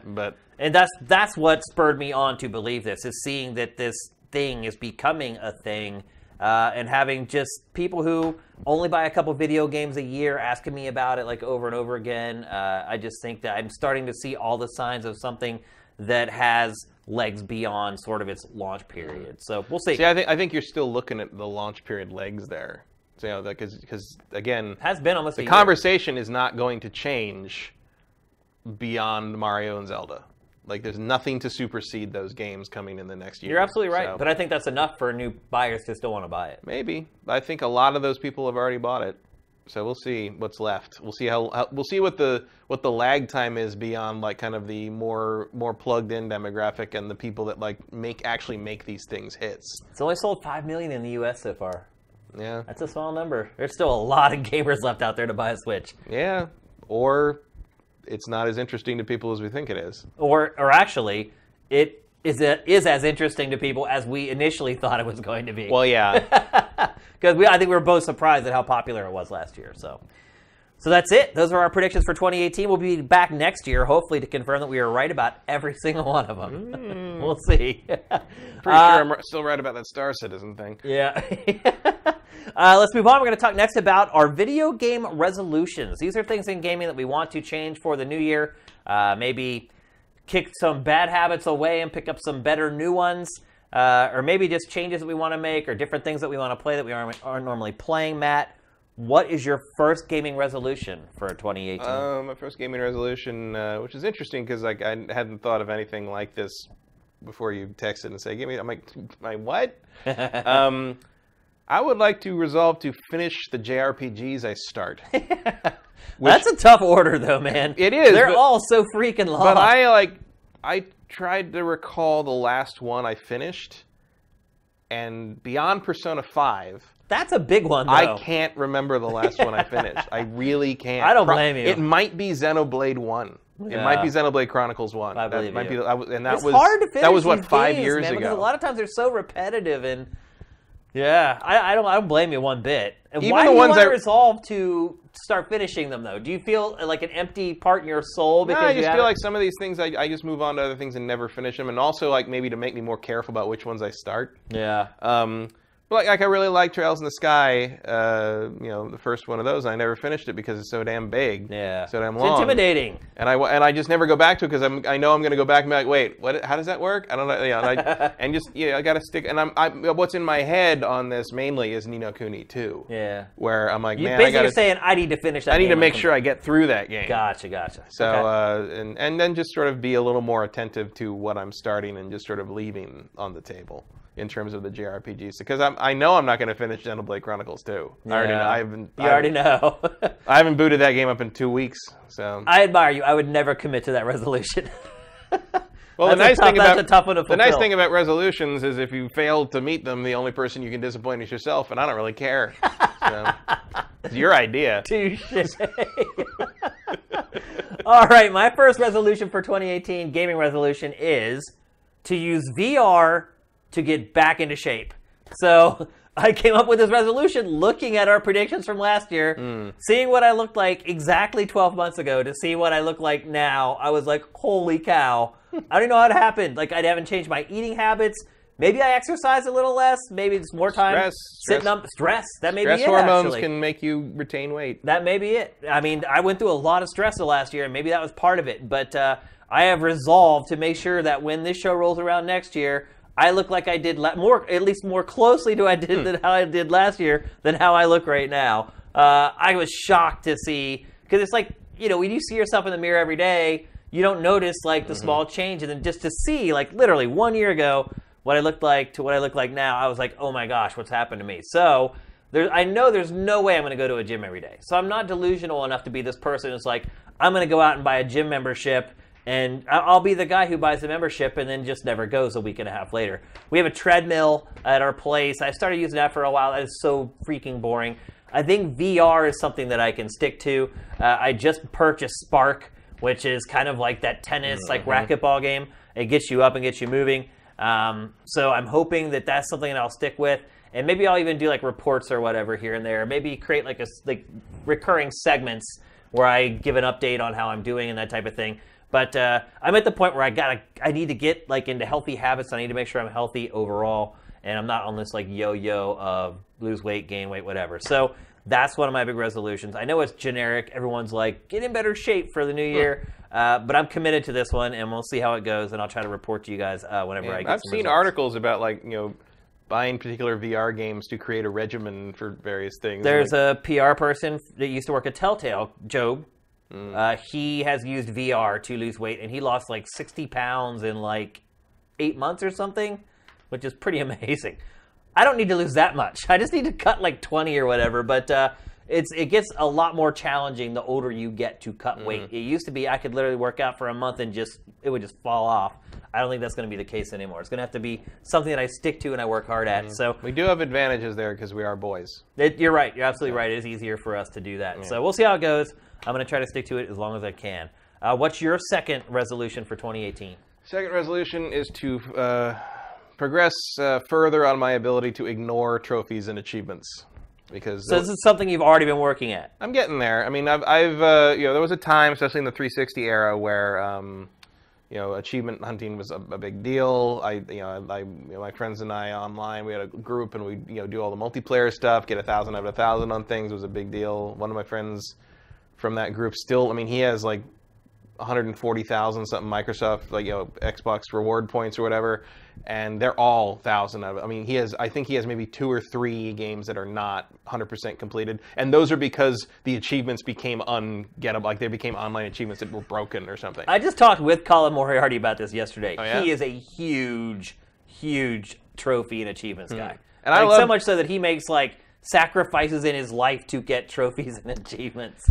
Yeah, I mean, there was a time where I'm like, no, I can't go out. Got to do Assassin's Creed Brotherhood multiplayer tonight, like just to get the achievements and just to we'd have the private lobbies set up where we're doing all the stupid things. We have to try, everybody jump off the roof and kill him over and over and over and over, just intentionally doing that to get the kill 10 people aerially or whatever thing. And it's mind numbing, And that changed a lot for me this generation because it became a lot harder to see each other's trophies and achievements. It used to be like one click almost. Be like, oh, let's compare things. Like, I used to go through and see who's got this and who's got that. And it's just so buried now that no one even. I mean, when was the last time you looked at anybody's trophies or achievements? I never really do. Anyway, I wouldn't even know where to look on Xbox One, where to find them. And so, I still use kind of the trophies as sort of a roadmap to do little stupid tricks and kind of realize where this is and how far I am through the game or whatever. But I'm really trying. I would really like to kind of fully have that off my back and not worry about that and just play the damn game. I don't care about trophies or achievements at all. I got over it very quickly because in last generation, I was playing everything on debugs. Right. And so I was literally just flushing trophies down the toilet. And once I got over that whole mental thing of well, they don't matter to me because I can't really collect them. I'm not playing these games again just to get the trophies or achievements. That kind of got me over the hump, and I haven't really cared about them since. And the other part, too, is that I have to hide trophies because I'm playing games early, and a lot of times when you get code early, they're like, you need to hide your trophies because we don't want people to see them. So I just leave them hidden, so it just doesn't even matter to me. I have broken free. Let's see. My last gaming resolution for 2018 is I want to upgrade my PC to play more PC games. So my card is pretty good. I have a GTX 1080. I need better RAM. I need a better processor. I have an i5, basically bottom of the barrel i5. So sounds like you should probably go AMD. Yeah, exactly. Yeah, you don't want another Intel apparently. Yeah. After what's happened the last couple of days. The other thing I've noticed is working on Sifted, you realize pretty much every game is released on PC first. At least all the indie stuff is always released on PC first. Right. And I just feel like I need to dedicate more time to playing PC games. And if I had a better rig, I think I would do that more. I just got a great mouse. The first time in my life, I got a gaming mouse. A badass, can weight the bottom of it. And it has you can program every button. It's awesome. I love my new mouse. I have one right here, but I've had a gaming keyboard at home for a really long time. Oh, look, here we go. Important updates are pending from Microsoft. Oh, that's been there for hours. Oh, I didn't even realize it. So yeah, I feel like I need to dedicate more time to, and plus I just should be doing more PC gaming anyway. And I would like to play more third-party games on PC, obviously with better performance and all that kind of stuff. So I just want to get into that more. So that's one of the things I want to change. Except when it's not. Except when it's not. So that's something I want to change. And I wouldn't mind getting good with the mouse and keyboard and shooters again. I've kind of fallen out of my skills used to be really good with that, and they're I don't even terrible do that. Even though I play on PC, you use a controller. I use a controller for single-player stuff on PC. Yeah. Wow. Because I don't find the mouse and keyboard to be all that fun. Only for first-person shooting. I wouldn't use it for any third-person games. Yeah, well, I use it for Wolfenstein 2. I played on PC with a controller. Did you? Wow. Yeah. I'm surprised. I did not play Titanfall 2 multiplayer with a controller because you're just going to get killed. You would, yeah. But I did play Titanfall 2's campaign with a controller. Wow, interesting. So I would rather play with a controller most of the time. All right. So that's it for our resolutions for 2018. We'll see you next year, and we'll see if we actually manage to uphold those. We didn't do resolutions last year. I would have checked up and seen if we actually hit any of our targets. And then lastly, this is just kind of a housekeeping thing. Our fantasy football league concluded this year, and I wanted to show you. So last year's champion was very generous. Mr. McWomble bought this Wall of Fame for the Sifted Fantasy Football League. And this is our real fantasy football league, by the way. This isn't the gaming fantasy league that Matt and I do. This is real fantasy football. I did not win. Yeah. In fact, I did not win a single fantasy football league this year. Wow. I was in the conference championship in 3 out of 4, made the playoffs in all 4, made the bowl in 2, and lost both. This league, the Sifted League in particular, I was the leading scorer in the league. The next closest owner was 100 points behind me. The person who won, I want to make sure I read his name correctly because he's going to get his credit here, Peter Vesti. He finished the season with a losing record at 6-7. He didn't even realize that he had made the playoffs. You keep flipping the cameras on me, Sam. Sorry. He, okay. Yeah. He didn't even realize that he had made the playoffs. And I sent him a message and said, yo, bro, you made the playoffs. You might want to start your team. He replied like 2 days later. He's like, oh, thank you. Oh, my God. He ended up beating me in the championship game. So what happened was I lost 2 of my players, my starters, the week before the championship. Antonio Brown, who's pretty much the best player in all of fantasy football, and a Pittsburgh Steeler, so it was double bad, and Rex Burkhead, my running back. I lost both those guys before the championship game, had no one to take his place because it's a 12-team league, and he beat me. And so someone who was 6-7, barely made the playoffs, won Sifted's Fantasy Football League this year. So congratulations to you, Peter Vesti. We have this plaque, which we'll be adding your name to, and there's a trophy that McWomble has, and he's going to have to send that to you, and you'll be able to keep that trophy for the next year until another champion is crowned. So another great year of Sifted Fantasy Football. I want to thank Do you also have to put McWomble's name in there? McWomble still needs to be etched in there as well. So I just want to thank all you guys for playing. We did have a 12-team league this year. Last year we had 10. I hope you guys had a lot of fun. I know some of you guys, it was your first year, and it can be frustrating, but stick with it. Now you kind of learn the ropes, you'll see you'll be better at draft next year, and it'll be more fun. I personally, after this fantasy football season, almost completely quit it. I have the worst luck. I've had the worst luck in fantasy football for 2 years in a row.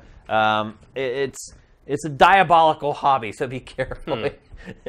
Make sure you proceed with caution before you get into fantasy, because there is a lot of luck involved. You can be really good at it, and there's no guarantee that you're going to win, and that's what happened to me this year in pretty much every league. So that was kind of how yesterday I caught up on my XCOM 2 expansion. Yeah. That's kind of how that is, too. It's like 88% chance to hit. Nope, you missed. Yeah. Like, oh, you're all dead. No, Sorry. that's what happened to me, literally. For 2 years in a row now, I've dominated pretty much every league I've in, and I've won no championships. It's just been uncanny how I have not won. It's freaking me out a little bit. So with all the other stuff that's happened to me in the last 2 years, I'm just like, what is going on? Like, I feel like I've always said if I created you as a character in like D&D, your luck stat would be like 1 or negative like 5. It's really bizarre. But anyway, you got some serious dice pool penalties going on. I don't know what's going on. Anyway, congratulations, Peter Vesti. You did persevere, and you did win the Sifted Fantasy League. So it's time for our trailer of the week.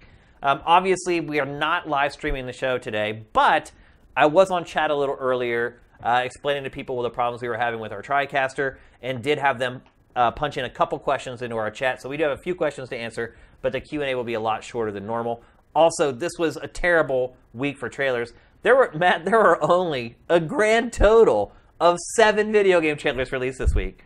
And then I was like, okay, well, I'll go back another week. And that was like Christmas week, and there was only like 5 released that week. So the slimmest of pickings, but we do have a really cool game to show you guys. It is a game called The Messenger. And if you're a fan of 8-bit or 16-bit Ninja Gaiden, you are going to love this game. Check it out.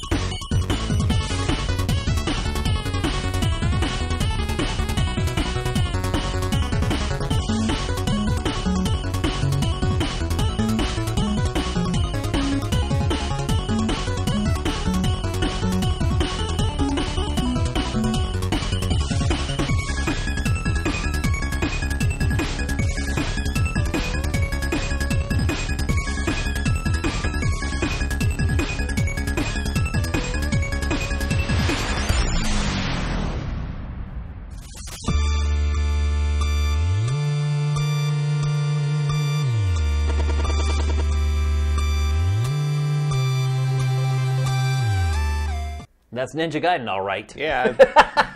Pick that one up before the C&D hits, maybe. I don't know. Like, that's as blatant a ripoff as it gets.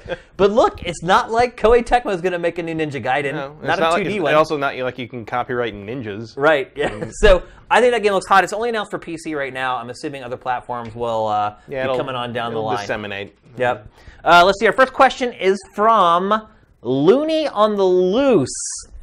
What was the best thing you did over the Christmas, New Year's period that wasn't games related? Ooh. Well,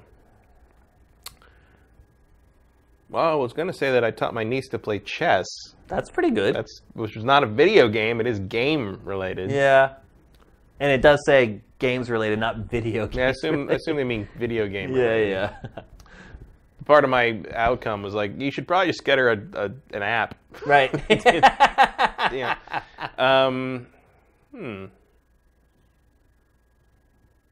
I made some pretty good cinnamon rolls. That's awesome. It was kind of a low-key holiday, really. Yeah, Is that your answer? I'll go, yeah, those are pretty good cinnamon rolls. All right. Let's see. I think seeing Star Wars was one of the best things that happened to me over the holidays. You had already seen it. I already saw it. So I did not, and I absolutely loved it. But probably the biggest thing that happened was and I was already back from the holidays, but my brother had a son on January 2nd, so I am an uncle once again for like the 10th time at this point. But he was supposed to have his baby at the end of January, and it came early on January 2nd. So that's a big deal. Not only that, it was a son, which means that the Satterfield name will move on, which is a really big deal for our family. So I guess that would probably be the biggest thing that happened to me, other than just seeing old friends and seeing family and my mom and all those people that I don't get to see. I literally see like once a year.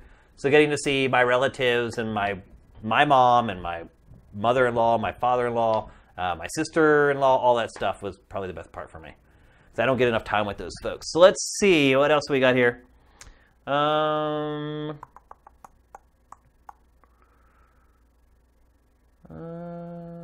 Someone's wanting an update on what's happening with the site. So I don't know if any of you guys have went to Patreon lately, but our Patreon was decimated. Literally, right before the turnover on January 1st, people decided to take away Christmas gifts. And you want to talk about nosedive? Yeah, seriously, our Patreon just got hammered. Like you would think people would be like, "Oh, it's Christmas!" Like, here you go. Nope, people were the exact. They were the Grinch apparently. A lot of people just bailed on our Patreon like right before the turnover on January 1st. I don't know what to say at this point. I mean, we did our Patreon drive. It did like nothing. That 12-hour drive, it literally did nothing. We were giving away free stuff where people could have just pledged $1 to get free stuff, and people wouldn't pledge $1 to get the free stuff, let alone to support us. So the truth of the matter is like we need a huge boost in our Patreon. That's all there is to it. We're like, at this point, I think it's at like 49 or 4,800 or something like that. I don't even remember. It got so bad, I just got depressed and stopped looking at it. Like I said, I'm on Colin Moriarty's podcast. That should be going up soon. His Patreon's at like, it's just insane. It's like mind-boggling. He makes like $50,000 a month to do 2 podcasts. It just blows my mind. I'm like killing myself, like creating all these shows. He has like no rewards really for his patrons, and he makes $50,000 a month. I don't know what I got to do. Maybe there's nothing I can do at this point. Maybe this is the universe's way of saying, yo, bro, like, you got to do something else, because I'm killing myself. I'd be very disappointed if the universe said, yo, bro. I think everybody would. But I don't know. I don't know what to do. It's like I look at all these other Patreons. People are putting out like 1 show a month, or like our output like dwarfs most Patreons, and it just doesn't matter. So I don't know. We're pretty much at rock bottom. If it loses any more, like things are not going to end well. So I mean, honestly, like a lot of sifters have left because we didn't lose. The crazy part is we haven't lost that many people. Like the number of patrons is still kind of the same, but a lot of the people who went from Sifted over to Patreon were pledging a lot of money. And when like 10 of those people go, the total goes just through the toilet. And that's really what's happened. So what are the odds on a new sponsor coming up? I don't know. I don't even know how to get sponsors. I don't have time to like call people like, hey, you want to sponsor? I'm on a squirrel wheel. It's like I work so hard and it just doesn't seem to matter is what it really is coming down to. And I don't know, guys. I feel like we've tried everything. You guys have tried everything. You guys have been very supportive. And look, I'm not trying to guilt anybody who came from Sifted and left our Patreon. You guys have done more than enough already. But the fact of the matter is, like, we're way below the goal now. It has actually gone down like $800 or $900 a month in the last month. And we put out more content in the last month or two than Sifted ever has. And it's not good enough. And we're putting up stuff on YouTube, and we're everything on YouTube. They complain, oh, it needs to be broken up. Then I break it up, and they complain about that. I just feel like I just cannot win, no matter what I do. So I don't know what to tell you guys. We're obviously here for another month. We'll see how the Patreon goes. If things continue to go on a downward trend, I'm probably going to have to reevaluate and see where we go from there. But yeah, so there's your update. I came back from the holidays and saw our Patreon and almost cried. So I don't know what else to say about it, but if it doesn't go up, things are probably not going to last. So that's just being honest. What else? Here's one from Tomb Raiders 11 in the last one. What surprise game announcement would you like to happen in 2018? Surprise game announcement? Yeah. I would be pretty surprised if Microsoft suddenly announced a new Fable. No. Is that something you'd want to see? Yeah. I like Fable. Okay. Like flaws and all, I've always liked the Fable games. Okay. My surprise game announcement would be Ninja Gaiden. Seeing the 8-bit, 16-bit version, seeing Neo. I talked about Neo with Colin Moriarty yesterday for quite a while on his podcast. I still think maybe Neo should have just been a Ninja Gaiden game, because I feel like the franchise needs to evolve, and that would have been an evolution that would make sense and probably wouldn't have completely angered fans of Ninja Gaiden.